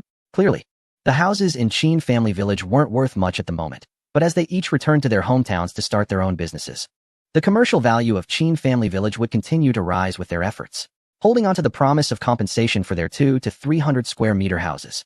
They would also benefit from the rising property values as the commercial value of Qin Family Village increased. This is what it truly means to build a hometown, investing in the place that nurtures you. With this thought in mind, the villagers felt even more motivated. Some people were still hesitating about whether to give up their livelihoods and jobs that they had maintained in the city for several years. Now, looking at the situation, it's clear that the prospects of returning home to develop their hometown are much better. They are not even pursuing the housing prices of Chin Family Village to be on par with first-tier and second-tier cities. Even if it's south, just close to 10,000 per unit price like in a fourth-tier city. The compensation for their several hundred square meters of houses from demolition would amount to millions. Tear it down. Just tear it down quickly. That old earth house of mine is about to collapse with a gust of wind, and now I can still get compensation for its demolition. Yes, such good fortune could actually fall on me. I might wake up laughing from dreams at night. The villagers are cheering with joy, and Chin Mo is smiling on the side. However, it's going to be a bit of a challenge for the uncles and aunts, as when they bring their families back, they will have to squeeze into the employee dormitory with the staff of Chin Family Village Company. But what does that matter? Once people have hope, even squeezing into a small house or a basement feels delightful. Chin Mo doesn't procrastinate and goes to the county town that same day to get the approval from the land planning department. Real estate development is a good thing for the county town, not to mention anything else. The labor, water, electricity, and construction materials alone contribute to the GDP. Let alone that Chin Mo is changing the land use and has to pay a lump sum of land tax. The county leaders held a brief meeting and immediately opened a green channel for Chin Mo. They have also realized the uniqueness of Chin Family Village. First, foreign investors came to build factories, and now Chin Mo is helping with infrastructure and real estate, with a bright future ahead. The leaders discreetly conveyed a message to Chin Mo. As long as it can help the county generate revenue and increase taxes, he should boldly think big and act generously. And they would definitely support him in administrative matters. A month later, Chin Mo had everything standardized. The Chin Family Village food processing plant was officially completed and hired 600 employees from nearby villages. At this time, the first batch of chicks from the breeding sheds was also ready for sale. The best ones were entrusted to an entrepreneurial transport business to sell in the city, while the less desirable ones were sent directly to the food processing plant. The lively broilers were hung on hooks by workers on the automatic assembly line purchased by Chin Mo. After that, little manual labor was needed. After going through a water bath, stunning, bleeding, scalding, and plucking, the chickens arrived at the processing workshop. The first batch of processed foods that Chin Mo planned to make included salt-baked chicken legs and spicy chicken feet, while chicken breasts and other parts would be made into chicken steaks. Therefore, in the processing workshop, workers were responsible for cutting and organizing various parts and sending them to the next production stage according to demand. Chin Mo replicated the scientific process from textbooks. Although the initial investment in equipment was considerable, the overall work efficiency was astonishing. In 4 days, Chin Mo completed the processing and packaging of the first batch of products. Next came the crucial sales phase. In the office building of Chin Family Village, graduates from prestigious universities in the provincial capital had already held meetings early on to discuss a set of sales strategies. First, the focus is on finding distributors, then figuring out how to get products onto the shelves of major retail chains. The rest will be handled by the villagers of Chin Family Village, who excel in e-commerce and social media marketing. These returning villagers have also prepared in advance, after the products are produced. They have already begun promoting the integrated breeding and processing industry of Chin Family Village on social media. Whether it's hygiene, the quality of the chicken, or appearance, the entire industry chain of Chin Family Village, under Chin Mo's substantial investment, holds considerable advantages in the market.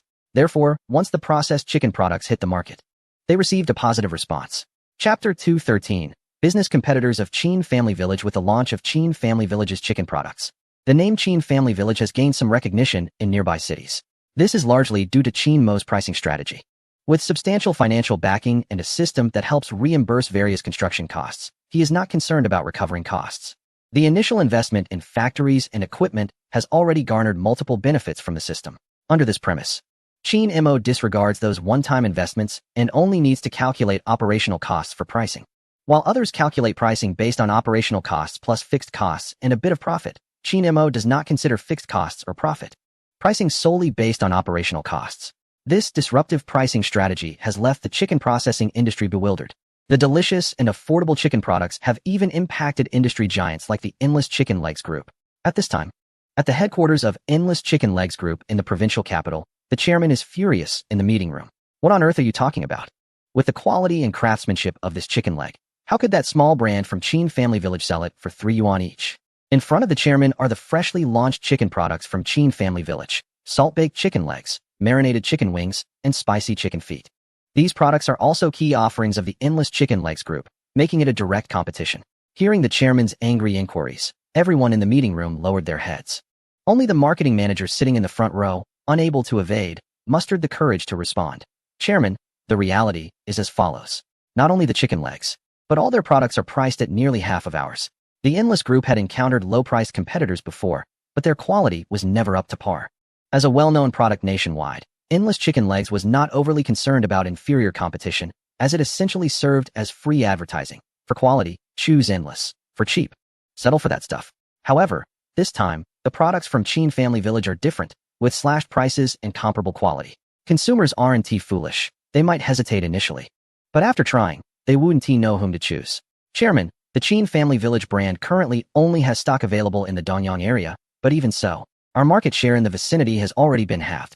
Chinmo's sales channels are limited, and large national chains like 7-Eleven and Family Mart are unlikely to easily accept a new brand. Currently, Chinmo is only relying on Song Xian's assistance to find some retail supermarkets or small shops in Donyang for stocking. This cannot be allowed to develop further. After the initial anger, the chairman, who is presiding over the meeting, calms down. The scale of the Chin Family Village brand is still small, having only taken a share of the market near Donyang, but the competition's advantages are too great. As soon as a national chain retailer accepts the Chin Family Village brand, the chicken products from the Endless Group will face significant challenges nationwide, and the situation will be beyond their control. Chairman, the key issue lies in their low prices and high quality. The head of the strategy department also begins to speak up. The pricing of Chin Family Village's products directly undercuts the cost price of the Endless Group, meaning that the Endless Group cannot engage in a price war with them. Traditionally, price wars are the best strategy for established companies against newcomers.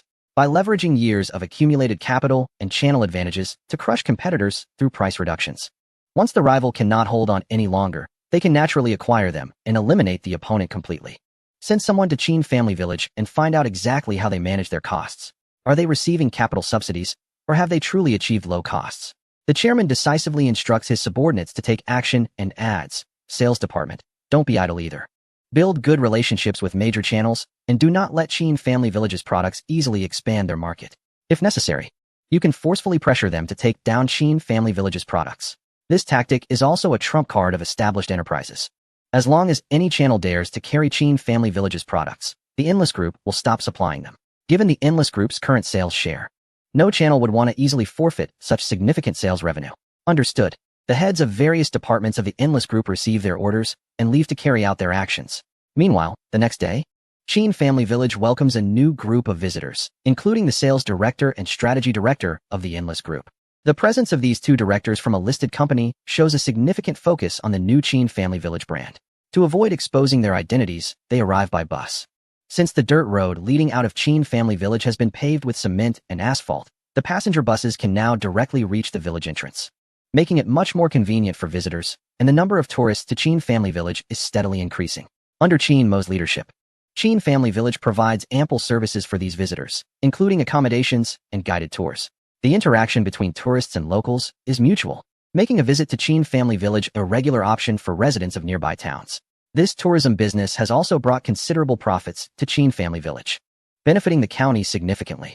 Consequently, the local government has specifically arranged for the bus company to add a route, bringing the bus stop directly to the entrance of Chin Family Village. When the two directors step off the bus, their mouths drop open in astonishment. Wow, Director Chun. Am I seeing things?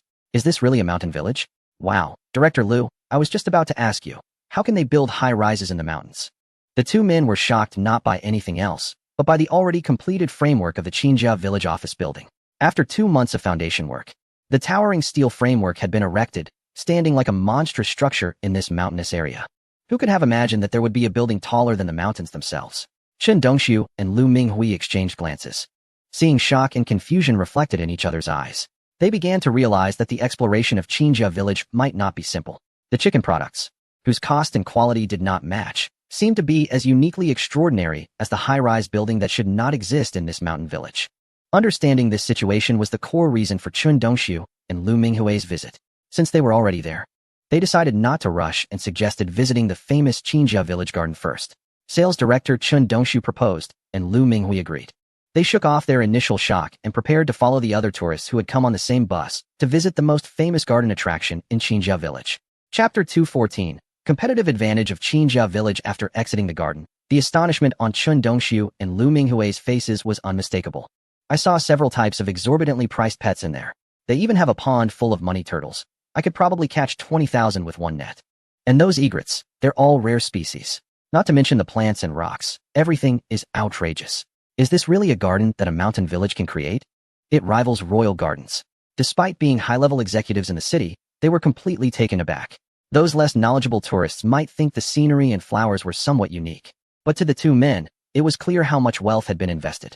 Director Chun, you must have noticed the snack street and commercial street we passed along the way. There's even a super mall in that street. Probably comparable to the star-rated malls in the provincial capital, Lu Minghui remarked. Yes, Qinjia Village is impressive. If it weren't for the chicken products from Qinjia Village, we wouldn't have known about such a magical mountain village hidden within the provincial capital's range. After spending half a day exploring, they had a general understanding of Qinjia Village. And it was time to get down to business. Following the address on the chicken product packaging, they found the food processing factory in Qinjia Village. This factory was built with investment from Qin Mos Overseas Company, a promise made when he requested road construction in the township, and it was classified as a foreign-funded enterprise. Due to multiple layers of connections, even the Endless Group could not find out who the real owner was. Upon arriving at the food processing factory, Chun Dongxiu and Lu Minghui were once again amazed. With Qin Mos' substantial financial backing, the factory was quite large. Although it was currently only processing chicken products and not running at full capacity, with future growth in ducks, geese, pigs, cattle, and sheep, as well as the harvest of crops, production lines for other products could be launched. Thus, the factory was initially designed on a scale suitable for a facility serving 10,000 people. That's quite exaggerated. Given the scale, I suspect the foreign investment behind it is far beyond imagination. It seems that our Endless Group has really encountered a rival. While the two were standing outside the factory expressing their thoughts, a young man happened to walk over. The young man sized them up and approached to ask, "What brings you to our food engineering facility in Qin Family Village?" Hearing the young man's question, Chun Dongxiu and Lu Minghui felt a bit flustered and explained, "We are tourists. We just came from the garden in Qin Family Village and walked here." "Walked here? The garden is quite a distance away," the young man remarked. Revealing himself as Qin Mo, he had deliberately positioned the factory far from the residential area to avoid noise and pollution affecting the living space. Therefore, he easily saw through Chun Dongxiu and Lu Minghui's casual lie. "Ah, yes, we got lost," Chun Dongxiu continued awkwardly. Qin Mo, seeing through their act but not calling them out, looked up at the sky and said, "It's getting late. Why don't you stay overnight in our factory dormitory? I can take you back to the village tomorrow morning." Qin Mo had come in the evening to check on the factory's production and had planned to stay overnight. So he was surprised to run into these two suspicious individuals. The food factory in Qin Family Village wasn't particularly interesting for tourists, and their secretive behavior suggested they were likely involved in some business-related matters. With his comprehensive knowledge from the system, combining criminal investigation and business acumen, Qin Mo understood that these two were probably competitors sent to scout the situation. Not fearing any rivals, he decided to give them the opportunity to see the factory. Chun Dongxiu and Lu Minghui had come for commercial reconnaissance and were struggling with how to gain entry. Now that Qin Mo was actually taking them inside, they were overjoyed. Lu Minghui even pretended to hesitate, saying, "Isn't this inappropriate? As outsiders, we might disturb your production and get you in trouble." "Trouble? I'm the general manager here." Qin Mo chuckled, leading the two toward the factory entrance. The security guard, who recognized Qin Mo from the surveillance cameras, was also a villager returning to work. Upon seeing Qin Mo approach, he warmly called out, "Xiao Mo, are you here to check on the factory?" "Yes, Uncle Dong. These two are my friends. I'm just showing them around." "Got it." Uncle Dong happily saluted Qin Mo and then let the three of them in. Chun Dongxiu and Lu Minghui were secretly astonished. They hadn't expected that the Qin Family Village food factory, which had been a headache for the entire Endless Group, was actually managed by this young man. Given Qin Mo's age, he looked no more than 25, having graduated only a few years ago. However, the two were sharp enough to pick up on Uncle Dong's address, guessing Qin Mo's identity. After all, a regular security guard wouldn't dare to call their general manager, Xiao Mo, unless they were likely neighbors or even relatives. Considering the environment of Qin Family Village, it seems that Qin Mo is one of the villagers. The foreign investment for the factory likely chose Qin Mo for his identity, as connections are more effective than ability in the village. A simple greeting among villagers can get things done, while outsiders, regardless of their prestigious education, are less influential than familiar terms of endearment used locally. Since a young person is in charge, it would be much easier for Chun Dongxiu and Lu Minghui to gather information. A young man in his 20s, compared to their experience in their 30s or 40s, is unlikely to outsmart them. They might uncover his background before even knowing his name. The two secretly chuckled, thinking their success was nearly guaranteed, unaware that Qin Mo also wore a faint smile, here to gather intelligence on Qin Family Village. They might be frightened into not daring to conduct business after they find out. The production equipment in Qin Mo's setup is not just revolutionary. It's among the best in the industry, far beyond what ordinary small manufacturers can compete with. Moreover, the cost of raising meat chickens in Qin Family Village is unmatched by other brands, even saving on transportation costs. The chickens raised here are processed into products just 500 meters away at the factory. Tracing back further, the feed for these chickens comes from the farmland of Qin Family Village. This perfectly closed-loop production line is efficient and cost-effective at every stage, ultimately creating a super low cost that instills fear in competitors. Chapter 215, Poaching on the Spot by Evening. As Qin Mo led Chen Dongxiu and Lu Minghui into the factory area, the production was still bustling. Qin Mo noticed the villagers working overtime and frowned. Everyone. It's almost 7 o'clock. Aren't you going to clock out for dinner?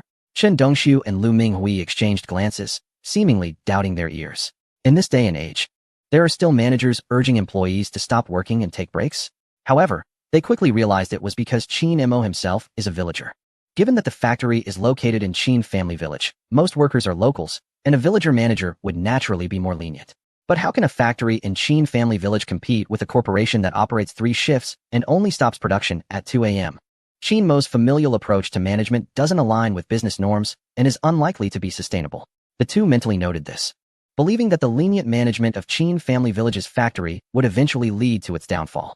Just then, the workers expressed their discontent, shouting at Qin Mo, "Xiao Mo, stop causing trouble. As the general manager, don't you know that our chicken products are selling exceptionally well? There's a new order from Dongyang. Plus, Old Wu's kids e-commerce company seems to have participated in some event, and they just delivered a huge order this afternoon.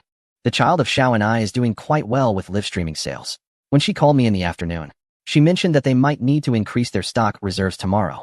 With so many orders, how can we produce them without overtime?" "Exactly, Xiao Mo. You can go have fun, but don't disturb your uncle and aunt." A group of workers united in their resistance against Qin Mo.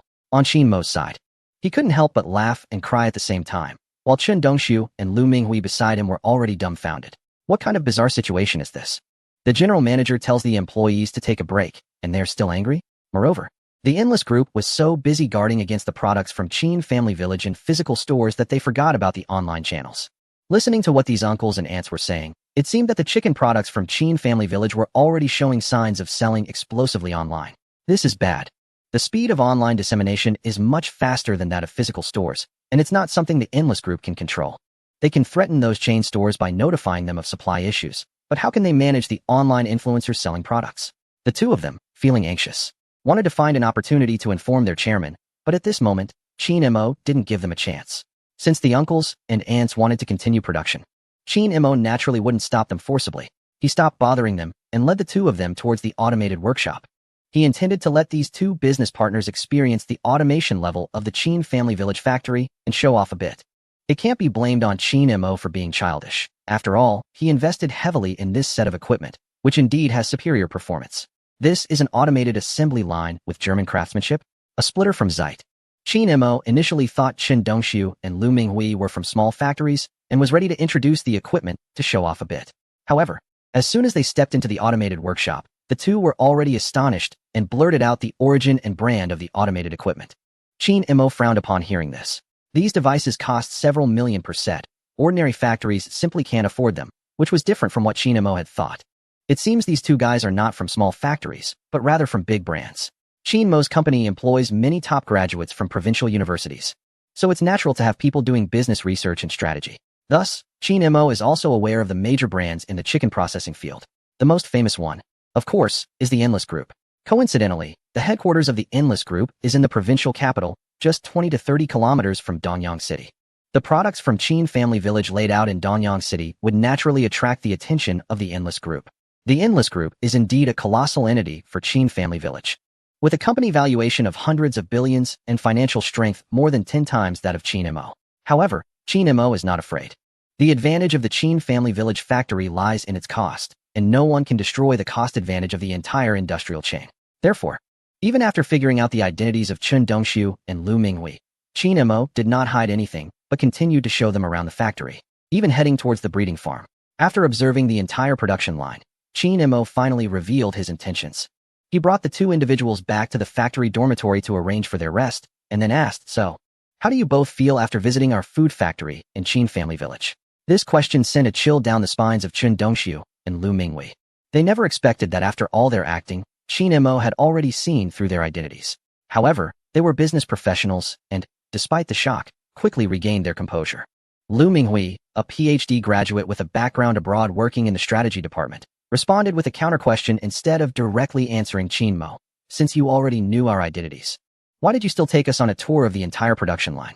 Qin Mo smiled and said, "Because I want you both to understand the advantages of Qin Family Village. Considering our cost advantages, combined with the channel advantages of your company, wouldn't it be an unstoppable force?"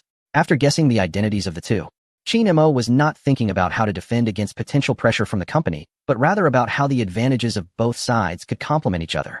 With Qin Family Village's cost advantages, if they had access to the sales channels of the other company, they could certainly perform better than the current entity. Chen Dongxiu, the sales director, immediately grasped the terrifying implications of this. With the incredibly low prices of Qin Family Village's products, if they were to be fully rolled out, all past competitors of the company would be pushed out of the market. But that was impossible. The horrifying scenario shocked Chen Dongxiu, and he quickly replied, "The company would definitely block all your products from Qin Family Village. There's no way they would collaborate with you. This is a life-and-death struggle for the brand. Once your products are fully available, who would still recognize the other company?" Qin Mo was well aware that collaboration was unlikely, so he smiled again and said, "I know that, but my previous question wasn't directed at your company. I was asking both of you." Chen Dongxiu and Lu Minghui exchanged glances. Both of them smart enough to understand that Qin Mo was trying to recruit them. However, they dared not say it out loud, fearing that Qin Mo might be setting a trap for them. Qin Mo, with a knowing smile, clarified his intentions, asking if they were interested in leaving their company to help him. Both Chen Dongxiu and Lu Minghui fell silent. They had only come to conduct a business investigation, and now they were being poached. The key was whether this brazen attempt was genuine or not. If Qin Mo was secretly recording them, responding to this question would mean they were betraying their company. Understanding their concerns, Qin Mo was not in a hurry to press them further. Instead, he invited them to the factory cafeteria for a lavish meal. As the general manager, Qin Mo asked the kitchen staff to prepare a few simple stir-fried dishes. The cooks in the factory cafeteria were not ordinary. They were all top chefs that Qin Mo had brought over from his own hotel, ensuring a 5-star standard of cuisine. As the three of them ate and chatted, Qin Mo quickly laid out his terms. He said they didn't need to worry about breach of contract fees or non-compete agreement compensations. He would take care of everything. What he needed was their help to get the products from Qin Family Village into the channels controlled by a certain group. Qin Mo didn't require a response from the two. He continued, "You've already seen the production line in Qin Family Village, with its significant cost advantages from the integrated supply chain. Even if you don't come to help, this advantage will eventually make an impact in the market, at which point you won't hold as much value to Qin Family Village." He added, "When we completely defeat that group, you might find yourselves facing layoffs and unemployment, and your market value would plummet. You should understand this logic." Chen Dongxiu and Lu Minghui listened with serious expressions. Qin Mo was not just making empty claims. Given the advantages demonstrated by the Qin Family Village factory, capturing the market was merely a matter of time.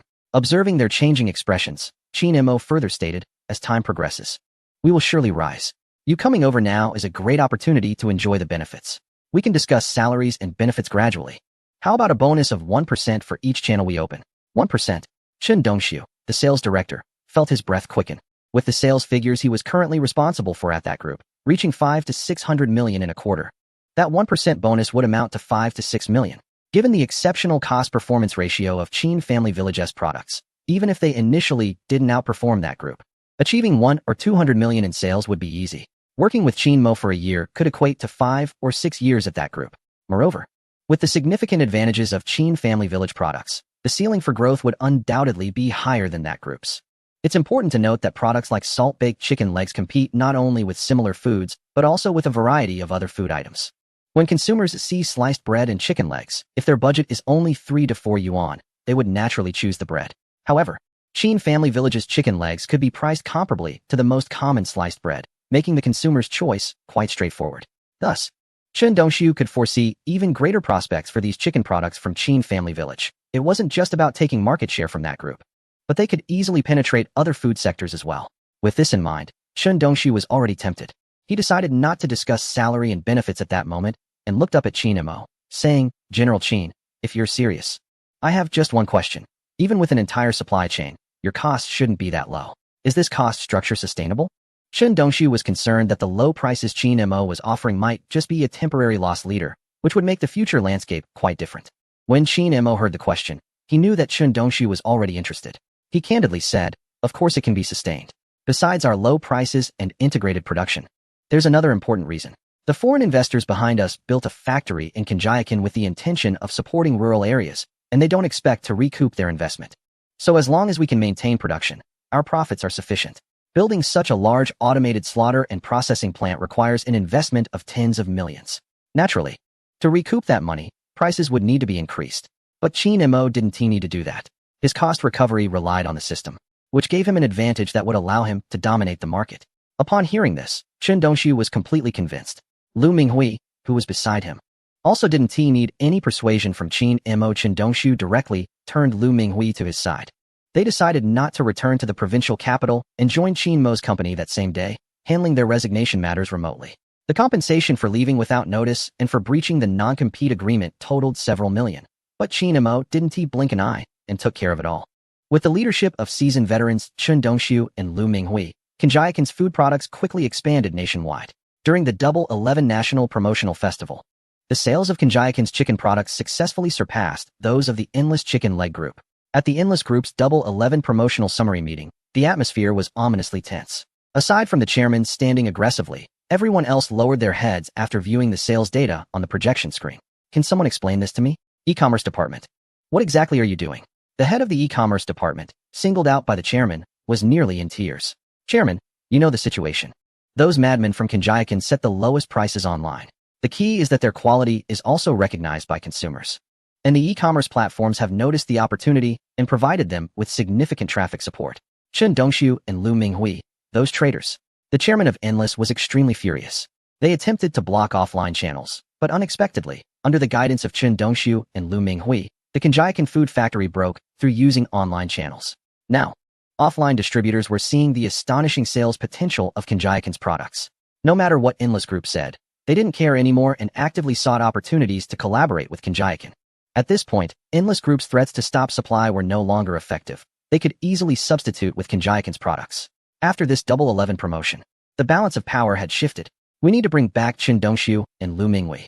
Without these two strategists, who in that rundown rural area could come up with such a complete sales strategy? The chairman of Endless regretted it immensely. If he had known a month ago, when Chen Dongxiu and Lu Minghui resigned, that he should have offered them raises and better treatment to keep them, it was now too late to regret. In the office building of Kanjiakan, Chen Dongxiu and Lu Minghui were now working in the company's strategic department. The passing employees looked at the two with a sense of respect, since the two of them formulated a sales strategy through online channels. The performance of the Qin Family Village brand has been steadily improving. This year's year-end bonus is expected to be equivalent to 10 months' salary, making it no longer a dream to earn 2 years' salary for just 1 year of work at Qin Family Village. "Mr. Chen, Mr. Lu, there's a call for you." In the office, Chen Dongxiu and Lu Minghui were introducing a new round of sales strategies to Qin Mo when an assistant walked in. Chen Dongxiu frowned and said, "Don't you see we're reporting to Mr. Qin? Please handle the call for us if it's not urgent." The assistant hesitated for a moment and said, "It's a call from a certain group." "Huh." Chen Dongxiu and Lu Minghui were taken aback and turned to look at Qin Mo, then instructed, "Connect the call." When the call came through, Lu Minghui directly pressed the speakerphone button. Their boss Qin Mo was right there. Wouldn't it make a bad impression if they were being sneaky? "Hello? Is this Mr. Chen and Mr. Lu?" "Yes, it is. What is the matter?" "Hello. It's me, Dong Ming." The HR director from the group recognized Chen Dongxiu and Lu Minghui's voices and introduced himself. "Dong Ming?" Chen Dongxiu and Lu Minghui recognized the voice of their former colleague and were momentarily surprised. Dong Ming didn't waste time and got straight to the point, saying that the chairman wanted to invite them back and the salary and benefits could be negotiated. Back to the group? Chen Dongxiu and Lu Minghui exchanged glances and couldn't help but smile. Given the current situation, going back to that group seemed ridiculous. They had worked there for many years and knew very well how stingy the chairman was compared to their new boss Qin Mo, who was quite generous. For instance, Chen Dongxiu had worked at the previous company for nearly 10 years and still hadn't paid off his mortgage. Now at Qin Mo's place, he immediately qualified for a housing subsidy for senior talents. Qin Mo didn't hesitate and arranged for him to temporarily stay in a standalone villa, promising to allocate a unit in the future when the residential area of Qin Family Village was completed. Lu Minghui had his own challenges. He was from the provincial capital and owned a house without needing to pay a mortgage. However, his house was located in a remote area. and his daughter could only be assigned to a less prestigious school. His wife had been planning how to buy a property in a better school district to improve their daughter's educational resources. A few days ago, when she came to Qin Family Village with Lu Minghui, she was surprised to find a branch of a top-tier elementary school in the village and immediately decided to transfer their daughter there. Even if Lu Minghui didn't consider the benefits offered by Qin Mo, he had to think about his daughter's education and naturally had no interest in being lured back by the previous group. The HR director on the other end couldn't hear their response, and after a moment of silence said, "If you don't return, the chairman may take legal action against you." "What? Haven't we already compensated for the breach of the non-compete agreement?" Both Chen Dongxiu and Lu Minghui frowned. The HR director replied in a difficult tone, "It's not just about breaching the non-compete agreement. You may have leaked the group's trade secrets, causing significant losses. You are aware that after the Double 11 promotional event, a significant portion of the market share of the Endless Group has been taken over by that emerging brand from Qinjia Village. You must have provided immense support during this process. That is a fact." Both Chen Dongxiu and Lu Minghui were startled upon hearing this. The voice on the other end continued, "The legal department is already gathering evidence. According to current laws, leaking company secrets that result in substantial losses can lead to a maximum sentence of 7 years. Therefore, I advise both directors to consider returning to the Endless Group. We can negotiate the terms, and the compensation will be at least double what it was before." This approach combines both kindness and severity. And even though Qin Mo was in the office, the expressions of Chen Dongxiu and Lu Minghui began to change. The issue of leaking business secrets can be serious or trivial, but the problem is that the Endless Group has indeed been severely impacted by the Qinjia Village brand. If such significant losses are attributed to Chen Dongxiu and Lu Minghui, no one could withstand that pressure. Seeing the change in their expressions, Qin Mo took a couple of steps forward and shouted into the phone, "Our legal team at Qinjia Village is ready to take you on any time." With that, he hung up the phone and called for his assistant outside to bring in the legal team.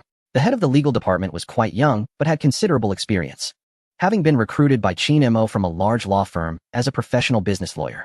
After Qin Mo briefly explained the situation, the head of the legal team smiled. "Mr. Qin, Mr. Chun, Mr. Lu, they are just trying to intimidate us. The so-called business secrets mainly refer to undisclosed business decisions or D content. However, once these contents are exposed, they no longer qualify as business secrets. Mr. Chun and Mr. Lu are formulating business strategies based on publicly available information, which poses no problem for the Endless Group at all. If they can actually bring Mr. Chun and Mr. Lu to court over this trivial matter, I will resign from my position immediately." The members of the legal team nodded in agreement, with one remarking, 7 years? The Endless Group is just selling chicken products. Do they think they are involved in military or high-tech industries, selling chicken legs and claiming trade secrets? As long as they dare to sue, we are ready to take them on. I haven't been to court since graduation." The legal team's members were sharpening their knives, and Chen Dongxiu and Lu Minghui felt more at ease hearing their colleagues' words. Qin Mo also expressed his support, saying, "Mr. Chun, Mr. Lu, you can work with peace of mind at Qinjia Village. I assure you that as long as you are employees of Qinjia Village, the entire company will stand behind you in any legal matters that arise during your work."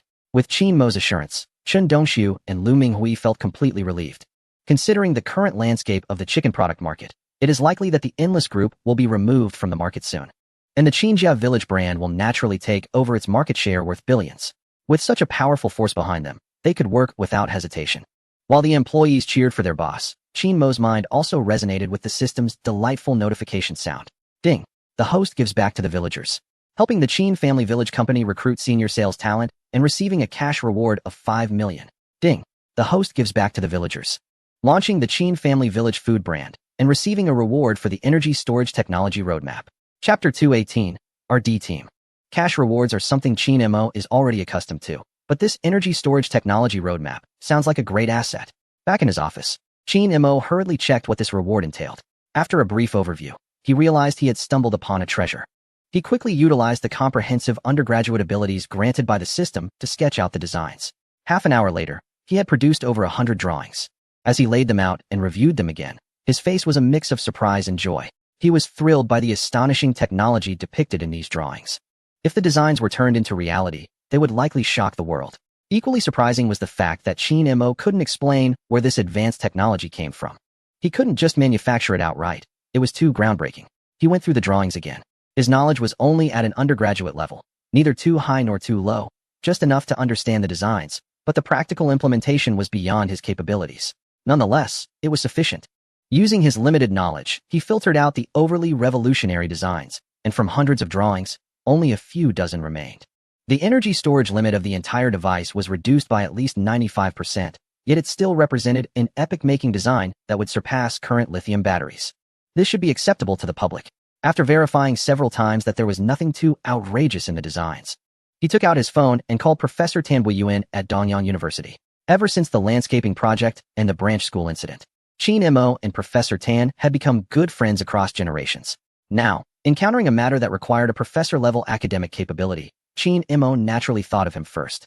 Professor Tan had a good reputation at the university and quickly recommended another professor who specialized in energy engineering and science. The three agreed to meet at a tea house near Dongyang University. Qin Mo hurriedly took the few dozen hand-drawn sketches and drove over. Upon arriving at the tea house, the energy engineering professor took a glance at the drawings, and his aged eyes immediately lit up with excitement. Genius design. Who drew these?